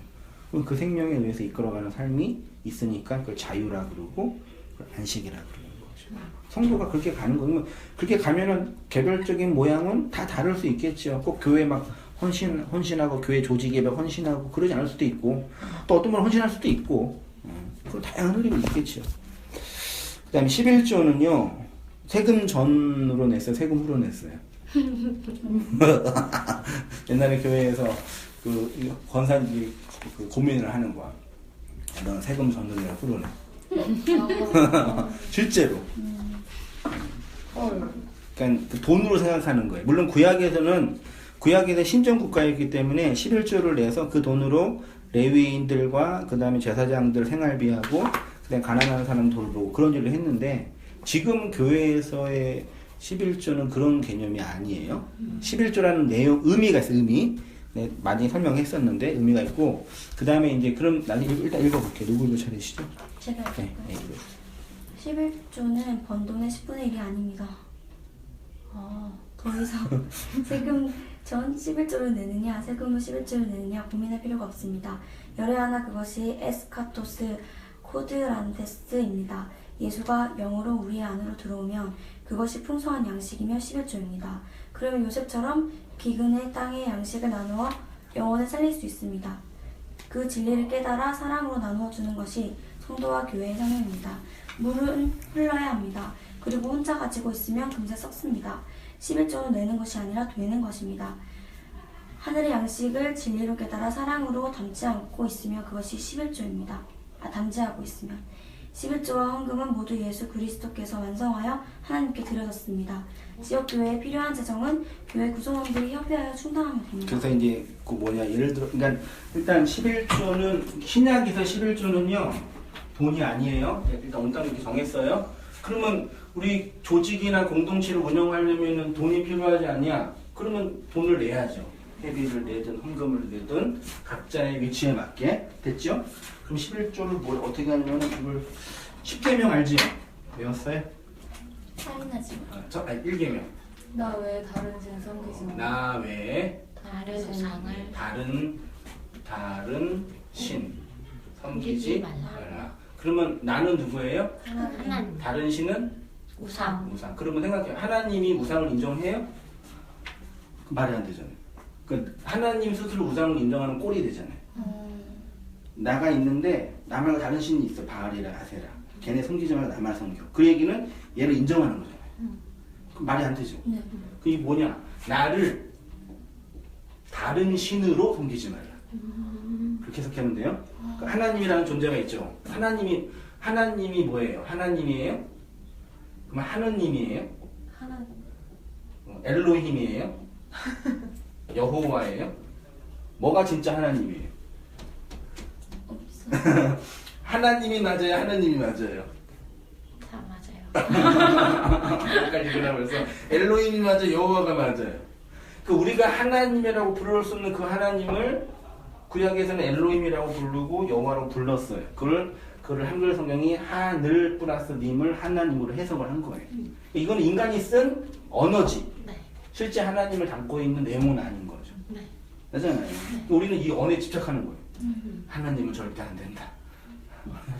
됐죠? 네. 그러니까 나를 다른 신, 이 우상은 욕망이거든요. 나중에 산상수나 공부할 거예요. 이 다른 신으로 네가 욕망하는 신으로 만들지만 그거예요.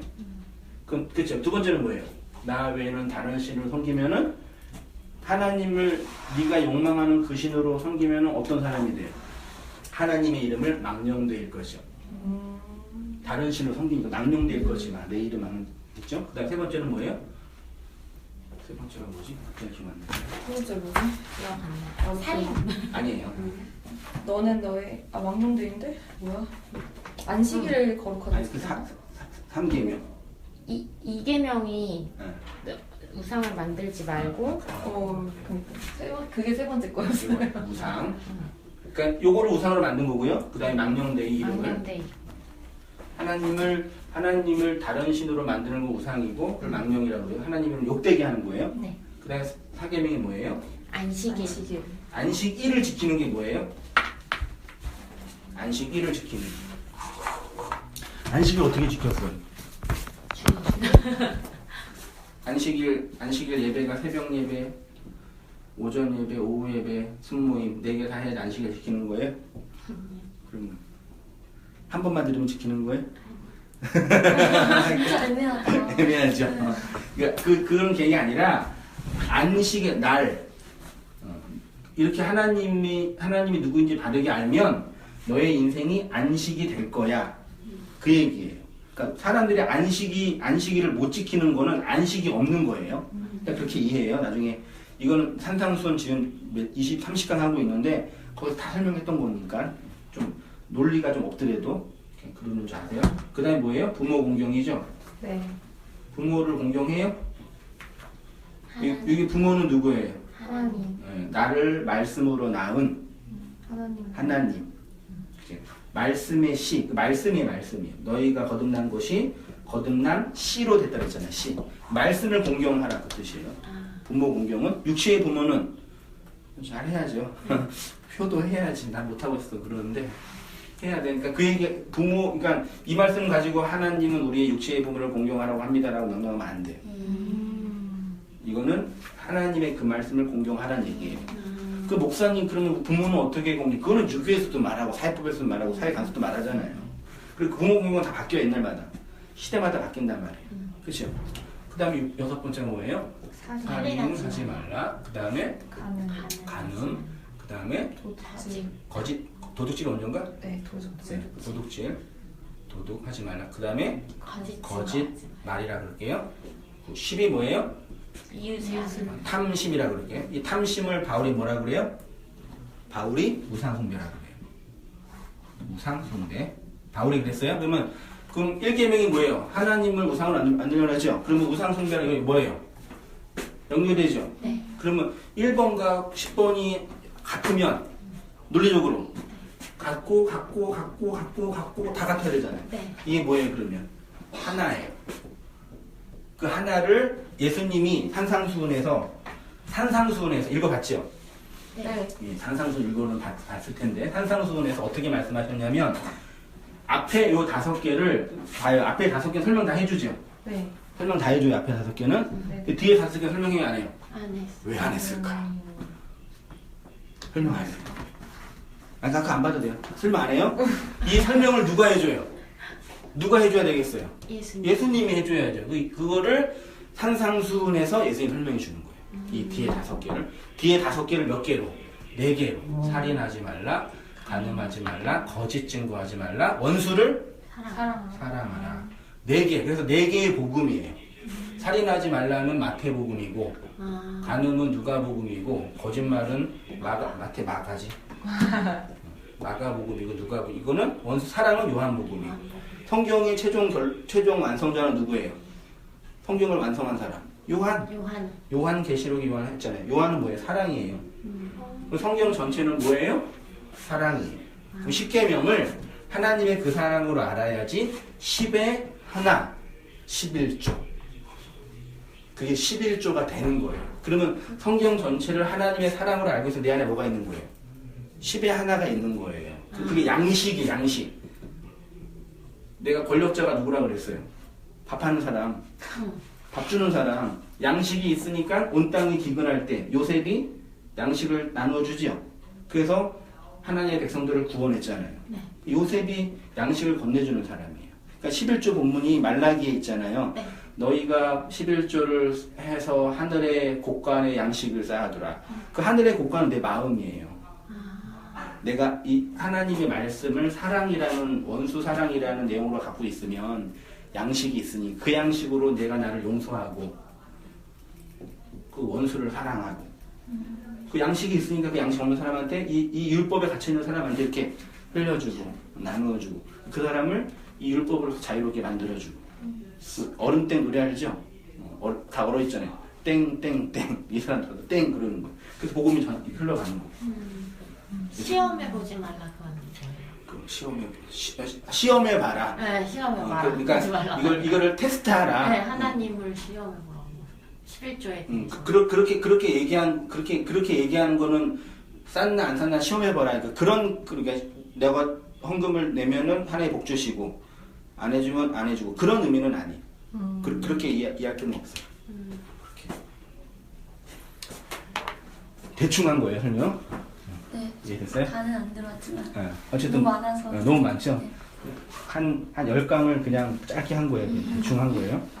산상수훈. 그러면 이제 11조는 말씀이고 양식이고 그러면 돈은 아까 말했던 것처럼 조직이나 관계처럼 우리에게 필요한 공동체에 필요한 현실의 문제예요. 그럼 교회 형편에 따라서 성도들의 개인 형편에 따라서 십시일반으로 헌금으로 내서 교회를 운영하고 그 재정은 교회에서 투명하게 관리하고 그리고 그 상황에 맞게 교회에서 필요한 재정을 쓰고 합리적으로 그러면 되는 거예요. 돈 문제는 돈으로 해결하면 되는 거죠. 그러면 되는 거죠.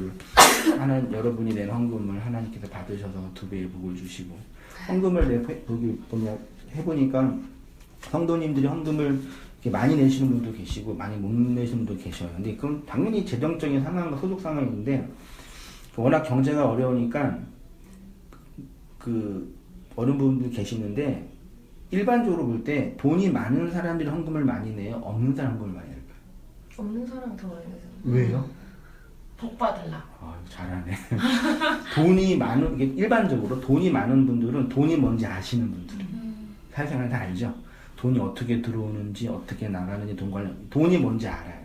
돈이 없는 분들은 돈이 없는 것에 대한 두려움과 공포와 또 기대 심리가 있기 때문에 내가 쪼들리지도 잘 아껴가지고 이걸 주님께 드리면 하나님이 이런 나를 어여삐 여기셔서 복을 주실 거야. 그런 심리로 헌금을 해요. 얼마나 무서워 그러니까 돈 내는 게 돈 잃어버린 건 좀 슬프지만 좀 아쉽지만 좀 아쉬워. 근데 그 돈을 내고 진짜 신앙을 잃어버리는 게 문제라는 거예요. 강팍해 마음이.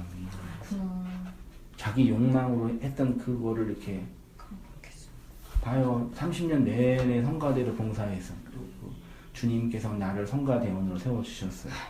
열심히 했단 말이에요. 근데 주님께서 오셔가지고 자 이제 성가대원 그만을 하라 그러시는 거예요.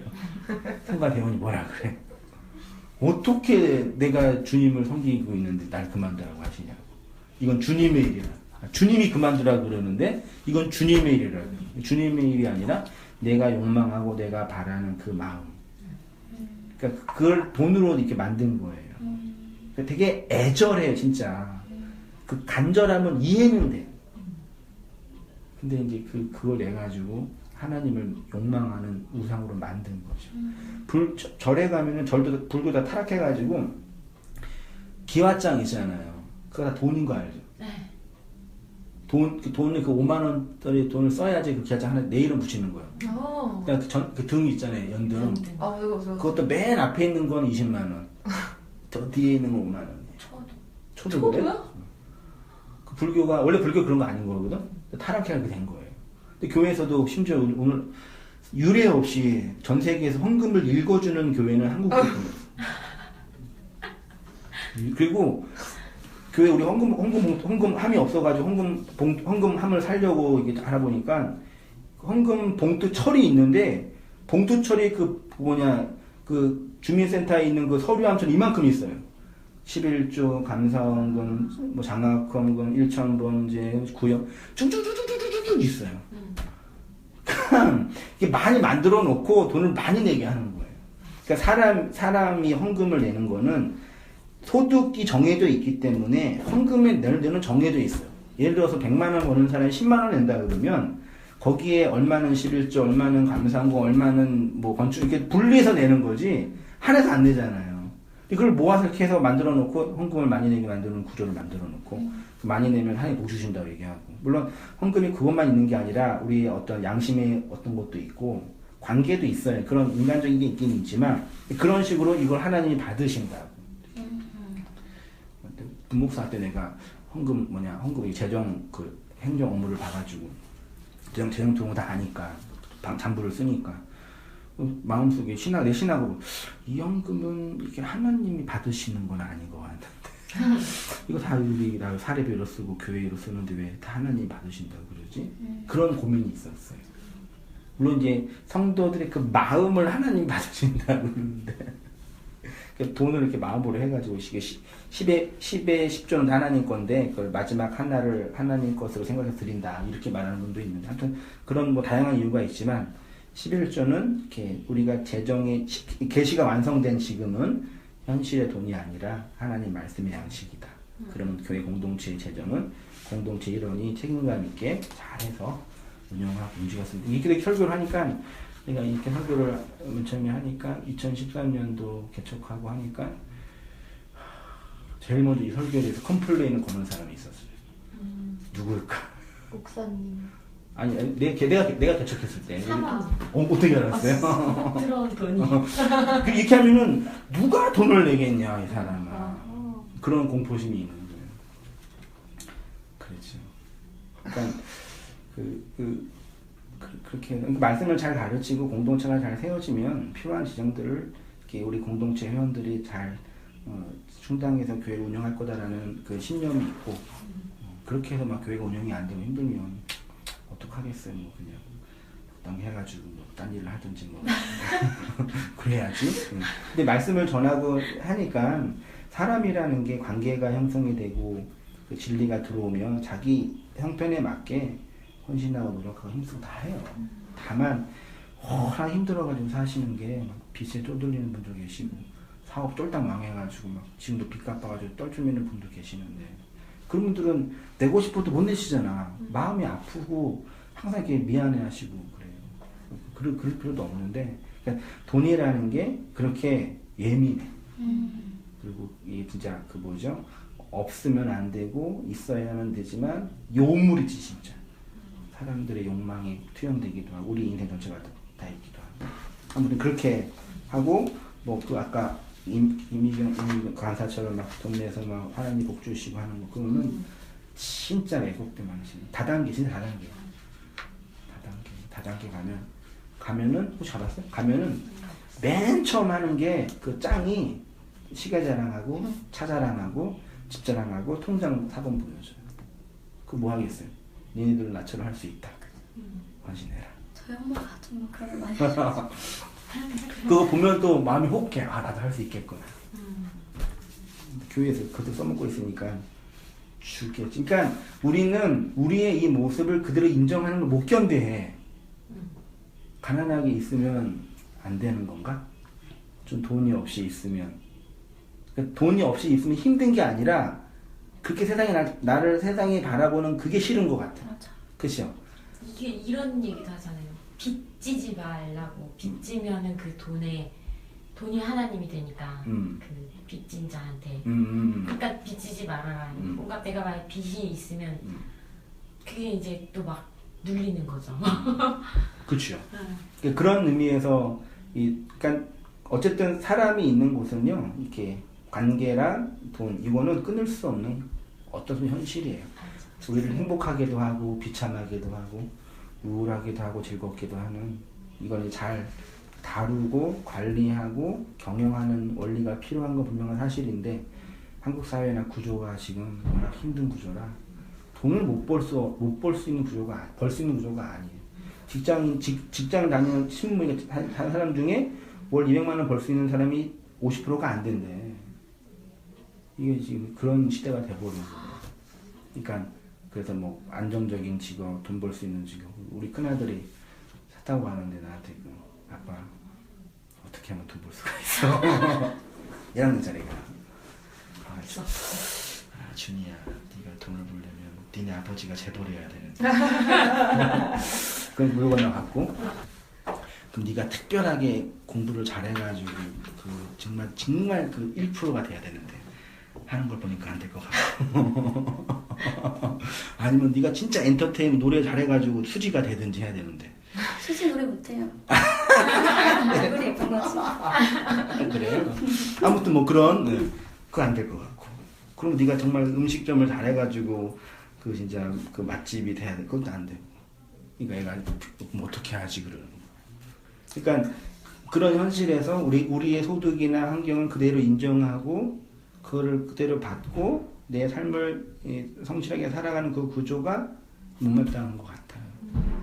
더더군다나 이제 이 사회 계층이 나누어지고, 그러니까 이 자본이 특별한 사람들에게 아주 비상식적으로 땅 사가지고 투기해가지고 몰리니까 상대적 박탈감.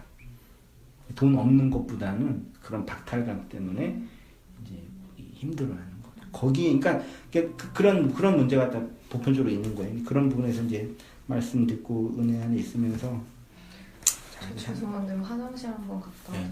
와도 잠깐 쉴까요? 네. 그래. 이거 혹시 이거 다 오늘 나가는 거예요?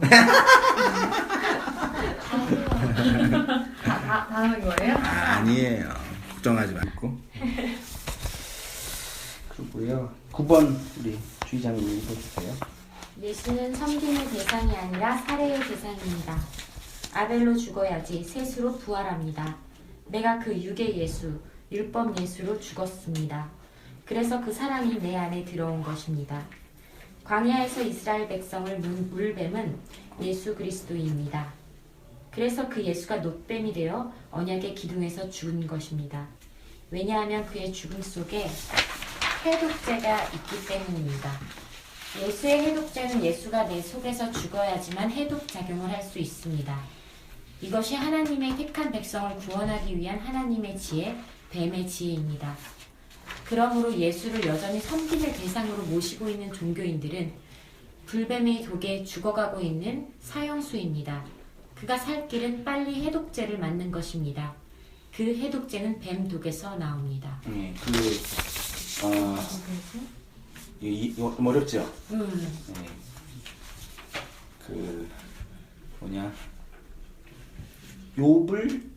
욥의 재산과 아들과 돈을 다 뺏어간 분은 하나님. 원래 본문에는 사탄으로 되어 있거든요. 그러니까 욥이 하나님을 사탄으로 본 거죠. 그러니까 사탄이 있지요. 있는데 뿔 달리고 막 괴롭히고 막 혹시 보나요? 잘 보는 스타일도 있던데. 뭘로요? 귀신, 사탄. 옛날에 그런 거 보는 옛날에- 사람은 뭐예요? 네? 정신이 좀 힘들어서 그런가. 보는 사람이 있어요. 저 주변에 많아요. 네, 특히 음악이나 이런 데는 음악실에 또 귀신이 나타나지 또 대박 난다며. 그러니까 어디 정신적으로 집중하거나 예민하면 볼 수 있고 또 그러니까 이게 조현병 환자 상담 많이 얘기하고 있는데 조현병이 뭐냐면 그러니까 우리 기본적으로 메커니즘은 내 눈으로 사물을 인식하고 인식기에 들어와 신경에 들어와서 뇌에서 신호해가지고 보이는 거잖아요. 이게 있으니까. 근데 조현병 환자는 이게 없는데 있다고 내가 만드는 거예요. 그러니까 눈에 겉에서는 없는데 여기는 있는 거예요. 뇌에서. 그걸 환시라 그런 거예요. 그러면 막 맞추잖아요. 막 과거를 맞추거나 막 말하지 않은 걸 맞추거나 네. 막 그런 거는 어쩌다 마주치. 진짜요? 그러니까 그냥 말하자면 점집에 가면은 이렇게 오잖아요 사람이. 그 남편이 힘들게 하지 그러면 반은 맞거든요. 이해돼요? 그러니까 어떤 귀신이 어떤 그런 일들을 맞히는 게 아니라 그 일상적으로 있는 어떤 일들이 맞춰지는 거지. 예. 실제로 귀신이 있어가지고 맞히고. 직관이라니까 직관. 또 그리고 또 그런 소위 말해 신기 있는 분들이 있어요. 직관하거나 뭐 관상이나 그런 게 있는 거지. 그런 거지. 어떤 실제로 있어가지고 막 보이고 하는 거는 없어요. 그리고 또 이제 우리 둘째 아들은 그 막 영상을 보잖아요. 막 그 잠자기 전에 막 싸우는 영상, 전투기 영상 보면 꿈속에서 전투기 타고 다니는 거예요. 그러니까 영상을 보면 뇌에 각인돼가지고 나오는 거예요. 그러니까 그런 게 있는. 그러니까 조선 시대에 드라큘라 귀신을 본 사람이 없어요. 이해돼요? 조선 시대에는 왜 드라큘라 왜 처녀 귀신만 있지 청각 귀신만 있고. 맞아. 그 사회가 만들어낸 상을 얻는 거지. 진짜 드라큘라가 존재하면 조선 시대 드라큘라를 본 사람이 있어야 되는데. 그러니까 우리나라의 귀신은 다 처녀 귀신이고, 중국의 귀신은 뭐 달걀 귀신이고, 일본의 귀신은 요괴지. 그러니까 그거는 우리가 만들어낸 상이에요. 됐죠? 문화와 이 전통이. 뭐 또 보는 거나 환시, 환청 다 있어요. 환청도 많이 있고. 그러니까 하나님이 나한테 말씀해 주셨다. 이 말을 가장 많이 하는 데가 정신병원이에요. 정신병원에 있는 사람이 가장 그 얘기를 많이 해요. 그 정신병원 그 병동에 들어갈 때는 성경책을 갖고 들어가면 안 돼요. 그거 읽으면 더 심해진다. 와 이거 진짜 처음 알았어. 그러니까 그렇게 자기를 합리화하는 거죠. 이건 내가 직접 이제 조현병 지체들과 상담을 하면서 느낀 거예요. 그래서 맨날 얘기하는 거 하나님 날 말씀해 주셨다, 어저께 보였다, 어저께 마리아가 날 힘들게 했다. 기도하지 마, 성경 보지 마, 다른 설교 듣지 마, 내 설교만 들어 이렇게 얘기했거든요 자녀한테. 그런 거예요. 우리 뇌가 인간의 뇌는 진짜 되게 예민하고 복잡해요. 인간의 뇌가 뭐 아직 뭐 90% 이상도 발견되지 않았으니까 그렇게 예민한 거니까 그렇게 이해하면 되고요. 그다음에 그 이스라엘 백성을 광야에서 문 불뱀은 하나님이 보냈어요. 뭔지 본문 알죠? 보냈고 그 그러니까 뱀에 물렸으면 뱀 독에서 해독제는 어디서 나와요? 뱀 독의 해독제는 뱀 독에서 나와. 그래서 우리가 뱀에 물렸으면 어느 뱀이 날 물었는지 알면 돼요. 만약에 코브라가 물었으면 코브라 뱀 독에서 나온 해독제를 맞아야지만 해독이 된대요. 놀랍지 않나요? 그럼 우리를 문 뱀은 예수잖아. 예수가 날 물었단 말이야. 왜 물었을까? 죽이려고? 뱀독에 눌려서 뱀독으로 살리려고. 그래서 예수가 노뱀으로 올라간 거죠. 그걸 쳐다봐야지 산다는 얘기는 눈으로 본다는 얘기가 아니라 나를 문 그 뱀이 예수님이네요. 그때 내가 죽어요. 다 무너져야겠다. 그래서 내가 그 예수를 의지하게 되는군요. 그러니까 두 개가 하나가 되는 거죠. 그러니까 이원론이라는 게 뭐냐면 이 세상은 선의 영역과 악의 영역이 있는 거예요. 이 두 영역이 항상 싸우고 있단 말이에요. 이원론은 누가 이겨요? 선이 이기는 거. 그러면 선 대신 하나님 집어넣고 악 대신에 사탄마귀 집어넣으면 돼요. 그 사탄마귀를 하나님 싸우잖아요. 누가 이겨요? 그러면 우리가 하나님 편에서 사탄마귀 쫓아내려 기도를 해야 되는 거예요. 이게 이원론이에요. 잘못된 거예요. 지금 기도가 안 되는 건 사탄마귀가 있고 음란마귀가 씌워서 그런 거고 돈마귀가 씌워서 그런 거고 그런 걸 말도 안 되는 얘기를 하면서 그러니까 하나님 주권 안에 있지 않은 피조물이 뭐가 있겠어요. 무슨 사탄이 하나님과 맞짱을 떠요? 그게 말이 돼요? 사탄이 무슨 하나님이랑 싸울 수 있는 존재가 어디 있겠냐고요. 그렇죠. 그러니까 이 두 개가 하나가 되는 원리예요. 눈 두 개인데 나 하나로 보이죠. 생각해. 왜 눈알은 두 개인데 왜 두 개를 안 보고 왜 하나로 보일까? 맞아, 신기해. 신기하지 않아요? 눈은 두 개인데 두 개로 보는데 이 두 개가 이 시경 들어가서 하나가 되는 거예요. 이게 안 되는 사람은 사실이라 그러잖아요. 비정상. 세상이 두 개로 보이는 건 비정상이에요. 그걸 죄라고 하나로 보이는 거예요. 남자와 여자가 만나서 결혼하면 두 사람이었지만 결혼하면 하나가 되죠. 니마 그 강을 건너지 마 그거 어른들 뵈면은 뒷모습 보면 똑같잖아요. 맞아. 신기하지 않아요? 두 사람이 따로 있다가 다른 DNA를 갖고 있다가 평생 몇십 년 살아서 같이 사는데 똑같아지는 거예요. 안 똑같아지면은 못 살아요. 못 살아요. 다 서로 닮아가고 영향을 주면서 배워가면서 실제로 여자는 그 결혼하고 30살 넘고 나이에만 들수록 이제 남성 호르몬 많이 나오고 아닌데. 남자는 나이 들면은 원래 여성 호르몬이 많았나 보지. 여성 호르몬 많이 나와서 그 나중에 이제 60대 70대 되면은 이제 볼 때는 이제 성적으로 다 구분하기 어려워지는 게 하나님 원리, 신의 원리예요. 제일 헷갈렸던 게 이제 사단과 하나님 분리해서 얘기하니까 그러니까 복음 문화로 우리는 지금 사단이 장악하고 있는 그 사단 문화를 복음 문화로 살려야 한다. 그게 너무 많이 이렇게 듣고 하다 보니까 그 부분이 그게 제일 걸렸던 거. 이 세상은 인간의 욕망이 다스리고 있는 세상이에요. 프리메이슨. 맞아, 뉴에이지 막 이러면서. 그게 참 그래요. 그러니까 그 만약 메탈 막 하고 이런 사람 젊은이를 보면은 막 노래할 때 막 미친놈처럼 막 그러는데 실제로 하면 되게 착해요. 되게 착하더라고. 진짜 그런 사람 많아요. 그러니까 예술 행위가 어떤 주는 게 있긴 철학적으로 고민해야 되는데 이 세상은 뭐 귀신이 살고 있고는 말도 안 되는 얘기고 그래서 막 땅 밟기 기도한다 그러고 막 사찰 가서 막 기도한다 그러고 말도 안 되는 내가 귀신이에요. 내가 사탄이고 내가 하나님을 대적하는 그 악마구나. 딴 데 가서 악마를 찾는 거. 자기가 악마인데. 그걸 또 예수님을 이제 섬김의 대상 요거는 좀 더 나가볼게요. 나중에요. 구원의 확신.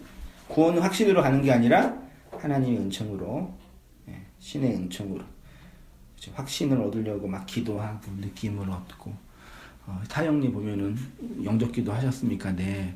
근데 아무것도 모르겠는데요. 감정에 의존하지 마세요. 그럼 물론 이해는 해요. 복음을 전하기 위한 방법인 이해는 되는데 그렇게 되는 게 아니고 물론 과정은 되겠지만 하나님이 진짜 우리 안에 들어오면 우리 이끌어가는 과정들이 있어요. 정말 이렇게 경험되어지는 즐거운 기쁨 감사가 있는데 그런 것들이 있으니까 그렇게 해서 이제 온땅 교회가 전하는 가장 그 굵직한 거 성경론, 목사론, 교회론. 그러니까 교회는 이 진리를 함께 담고 배우고 나누고 세상을 흘려주기 위한 그런 공동체로서 목사는 그 일을 앞에서 리더로 행정적으로는 리더고 사역적으로는 교사고 목사가 혼자 그런 말씀을 전하냐 그게 아니에요. 해보니까 말씀은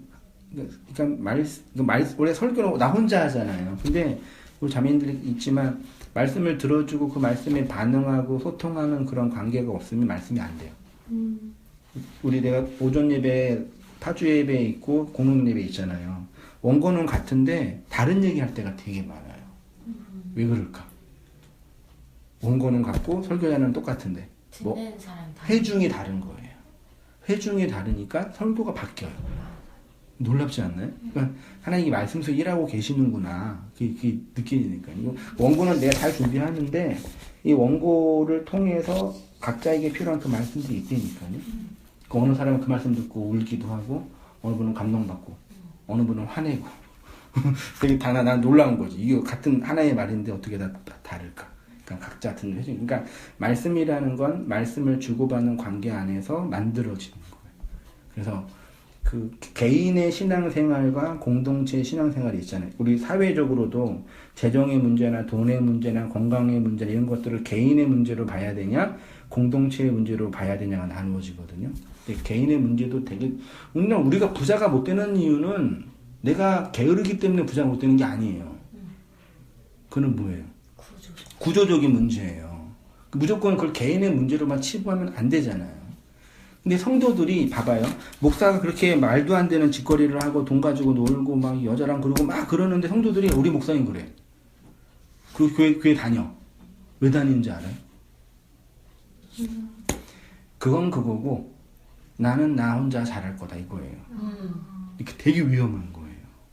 그러니까 공동체의 문제랑 개인의 문제를 분리할 수가 없다니까요.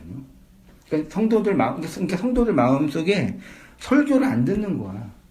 자기가 생각하는 신앙, 자기가 이해하는 신관을 가지고 그러니까 세상이 그래도 나만 잘하면 돼 이거예요. 맞아. 개인주의죠. 네, 근데 나만 잘해서 될 게 아니란 말이에요. 우리가 돈의 문제나 사회의 문제에서 나만 잘해서 될 게 아니잖아 이거는요. 이거는 내가 노력도 해야 되지만 사회 구조적으로 사회를 개혁하다든지 정치적인 참여를 한다든지 어떤 일을 만들어서 이게 구조를 개혁해야 되잖아요. 근데 국가들은 니만 잘하면 돼 그렇게 얘기하는 거예요. 통치하기가 편하지. 니네들은 걔 되지니까 니네만 잘하면 돼. 교회도 마찬가지예요. 목사가 타락한 건 하나님이 심판한다 그러고 나 혼자 이 교회에서 열심히 신앙생활 하면 돼. 얼마나 그게 무서워요.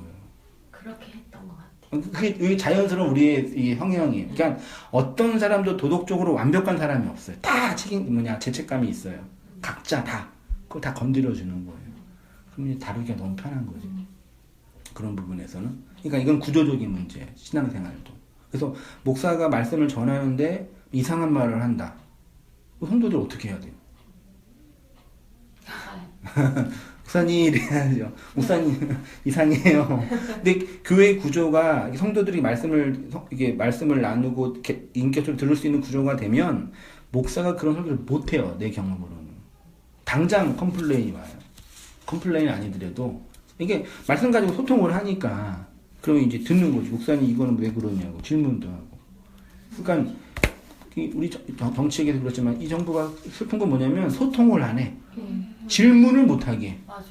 너는 입 다물고 내 얘기만 들어. 그거에 대해서 조금 틀린 말 했다고 그렇게 지적을 하면 그거에 대해서 또 뭐라 하죠. 네가 지금 문제가 많아서 그래. 너가 지금 목사가 하는 말에 토를 다. 그게 목사가 하는 말이 아니라 지금 말씀을 가지고 얘기하는 거니까. 그러니까 옛날에는 엄마가 말할 때 엄마가 말하면은 엄마가 말했기 때문에 그 말이 진리가 됐어요. 맞아. 근데 아니잖아요. 엄마도 틀릴 때가 있잖아요. 그럼 엄마의 말이 진리라는 얘기는 엄마이기 때문에 진리가 아니라 그 말이 진리이기 때문에 진리여야 되잖아요. 맞아. 맞잖아요. 목사가 말하는 게 모두 말이 안 되지. 목사가 진리를 말하니까 그게 진리가 되는 거지. 맞잖아요. 그럼 목사가 진리를 말하지 않으면 목사님이 그렇게 말씀하시면 안 된다고. 근데 문제는 뭐냐면 북한 정권 똑같아요. 우리 위대한 수령님이 계시는데 그 위대한 수령님이 날 사랑하지 않는다고 생각을 안 하는 거예요. 한 번도 의심을 안 하는 거예요. 나는 그 은혜 속에 살고 생각하는 거예요. 그 안에서 고민을 안 하는 거예요. 그러니까 이거는 개인의 문제, 물론 개인도 중요한데 교회 공동체의 문제, 구조적인 문제가 관련돼 있어요. 그러니까 그런 부분에서 이런 계기를 통해서 이제 끼게 되고 신앙생활을 하게 됐으니까 그런 것들을 잘 참여하면서 그 교회라는 공동체와 구조를 잘 이끌어가는 게 나 개인이 성숙하고 성장하는 거죠. 그런 의미에서 교회도 그렇고 나라도 그렇고 나라는 뭐 내 문제는 아니니까 가정도 마찬가지고 사회 구조도 마찬가지고. 그러니까 나도 이게 설교하는데 예를 들어봐요. 만약에 이 설교를 다 하고 있는데 기복주의 설교를 한다 막 그러면 성도들이 뭐라 그러겠어. 목사님 왜 그러시냐고. 그러니까 아니 당장 그런 자연스러운 구조가 되고 또 온당교회는 막 굳이 막 사람들 막 오세요 막 그 안내해주고 막 챙겨주고 그런 건 솔직히 없어요. 여러분 잘 챙겨주세요. 네. 왜냐면 다 어색하고 다 낯설어요. 그러니까 이게 생긴 지 얼마 안 돼서 텃세를 부릴 수 있는 사람이 없어요.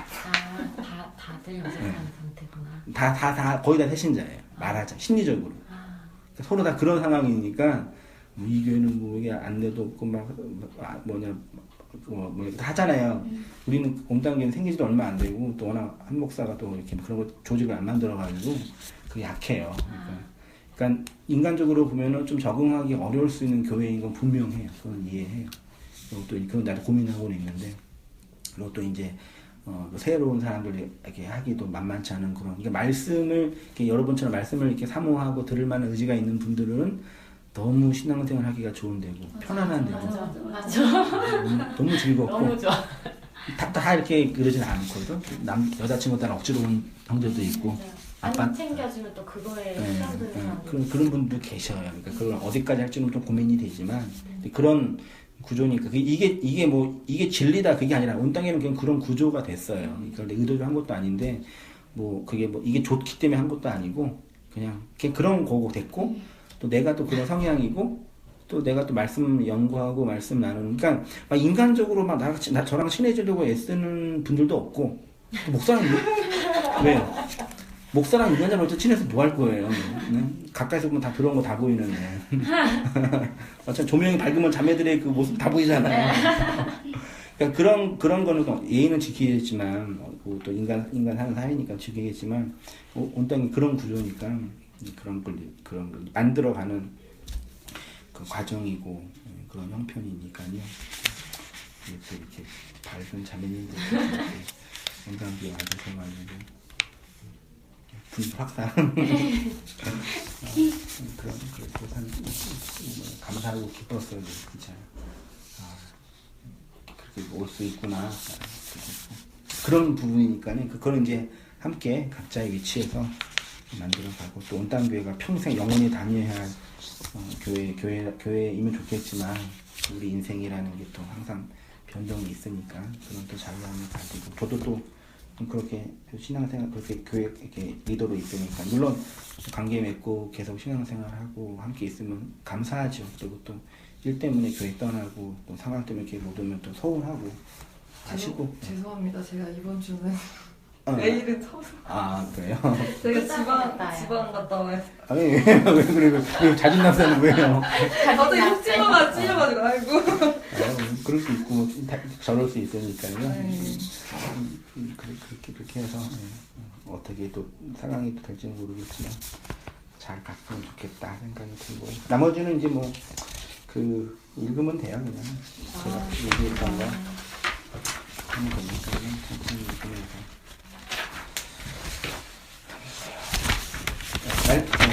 말씀 느낀 거 한 줄 소감.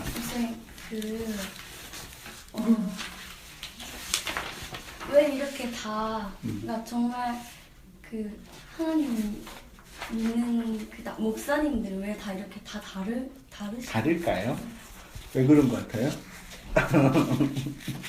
뭐가 다르다? 그러니까 신학 공부 다 하시고 막 이렇게 하잖아요. 그러니까 좀 그러니까 무슨 말인지 알겠어요. 이게 다른 목사는 이렇게 진리를 전하지 못하고 이상하게 하냐? 하나님. 왜? 하나님이 은혜를 안 주신 거죠? 언론적으로는 그 말할 수 있는데 실제적으로는 뭐라 그럴까요? 좀 어려워요. 그러니까 현실적으로 그러니까 돈을 못 버는 이유가 내가 돈을 안 버는 내가 벌 수 있지만 안 버는 게 아니라 돈을 많이 못 버는 거잖아요. 능력이 없는 거잖아요. 근데 그런 사람들의 그런 현실인데 나는 돈에 관심이 없어서 안 버는 거야. 그럼 좀 웃기잖아요. 근데 이 영역도 이게 진짜 되게 능력의 영역이에요. 또 지적인 영역이고. 그러니까 모르는 건 모르는 거예요. 그러니까 몰라요, 그분들은. 왜 모르냐? 몰라. 그러니까 되게 신기하다 그러는 게 들리는 거예요. 이 자매님들은. 그게 들리고 그게 이해가 되는 거예요. 왜 이해가 됐어요? 저도 신기해요. 그러니까 나도 몰라. 들렸어. 근데 이분은 안 들려. 그게 그런 현실이 있고, 그 다음에 또 하나는 이제 또 현실적으로 버릴 게 많이 있다 그래야 되나? 포기해야 될 부분. 왜냐면 기존 교회 틀에서 목사님이 기복주의로 목회하다가 갑자기 이런 설교 은혜를 받았어. 난 이제 진리를 전해야 되겠다. 그럴 수 있겠네. 그러면 교회 구조 바뀌어야 되고, 장로들한테 이 프레시도 받아야 되고, 재정이 떨어질 수도 있고, 성도 떠날 수도 있잖아요. 그걸 다 감내해야 되는데, 그걸 실제로 알아서 그랬다, 그러면 모르겠는데, 그런 분. 그러니까 이거예요. 만약에 목사들이 이 진리를 아는데, 현실 때문에 어쩔 수 없이 그렇게 한다. 그러면은 좀 나아요. 사기꾼이니까. 사기꾼은 좀 나아. 근데 문제는 이건 비진리고 이건 이단이고 당신들이 믿는 그게 진리라고 하시는 분들은 무서운 거예요.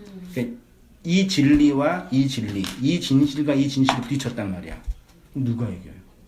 진실과 진실이 싸우면 누가 이겨요? 이 종교 전쟁이 그래서 무서운 거예요. 한쪽이 사기꾼이면 돈 때문에 그랬다 그러면은 그러니까 법적으로 책임을 물을 수 있지만 신앙적으로는 회복의 기회가 있어. 반성할 수 있으니까. 그래 내가 돈이 없어서 어쩌서 그랬어요. 죄송해요. 그럼 끝났는데 이 진실이야. 확신범. 그러면 이제 한 명 죽을 때까지는 안 되는 거죠. 맞아. 근데 대부분 다 제가 볼 때는요. 사기꾼이면 좋겠는데 확신범인 경우가 많이 있어요. 이게 진리라고 믿는 거예요. 그분은. 그리고 그렇게 믿도록 강요받는 거고. 우리 다락방 나오면 다 왜?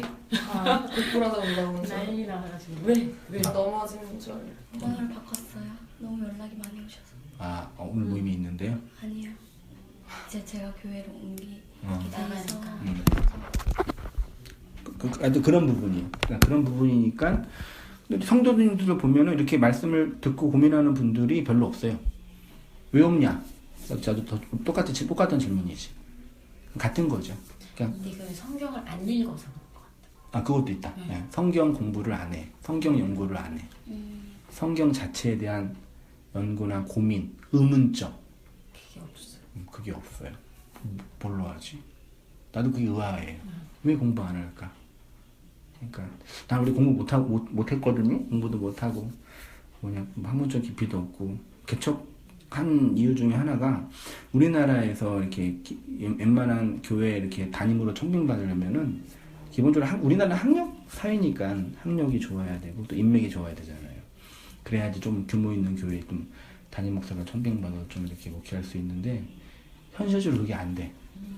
그러니까 누가 나를 큰 교회에서나 웬만한 교회에서 청빙할 수 있는 그런 스펙이 없는 거예요. 그럼 어떻게 하겠어요, 나는. 현실적으로라도. 그런 부분에서도 이제, 그러니까 개척을 할 수밖에 없는 구조가 있었죠. 기존 교회에서 내가 그런 신념을 전하는 건 가능하겠지만, 그럼 되게 천천히 개혁을 해야 되겠죠. 평생 하다 못할 수도 있고. 나 저 얘기 들었어. 되게 대형교회 목사님이 대형교회라고 얘기를 하면서 그 목사님 스펙을 얘기를 하는 거야. 그게 뭔 상관이지? 내가 약간 이랬었거든.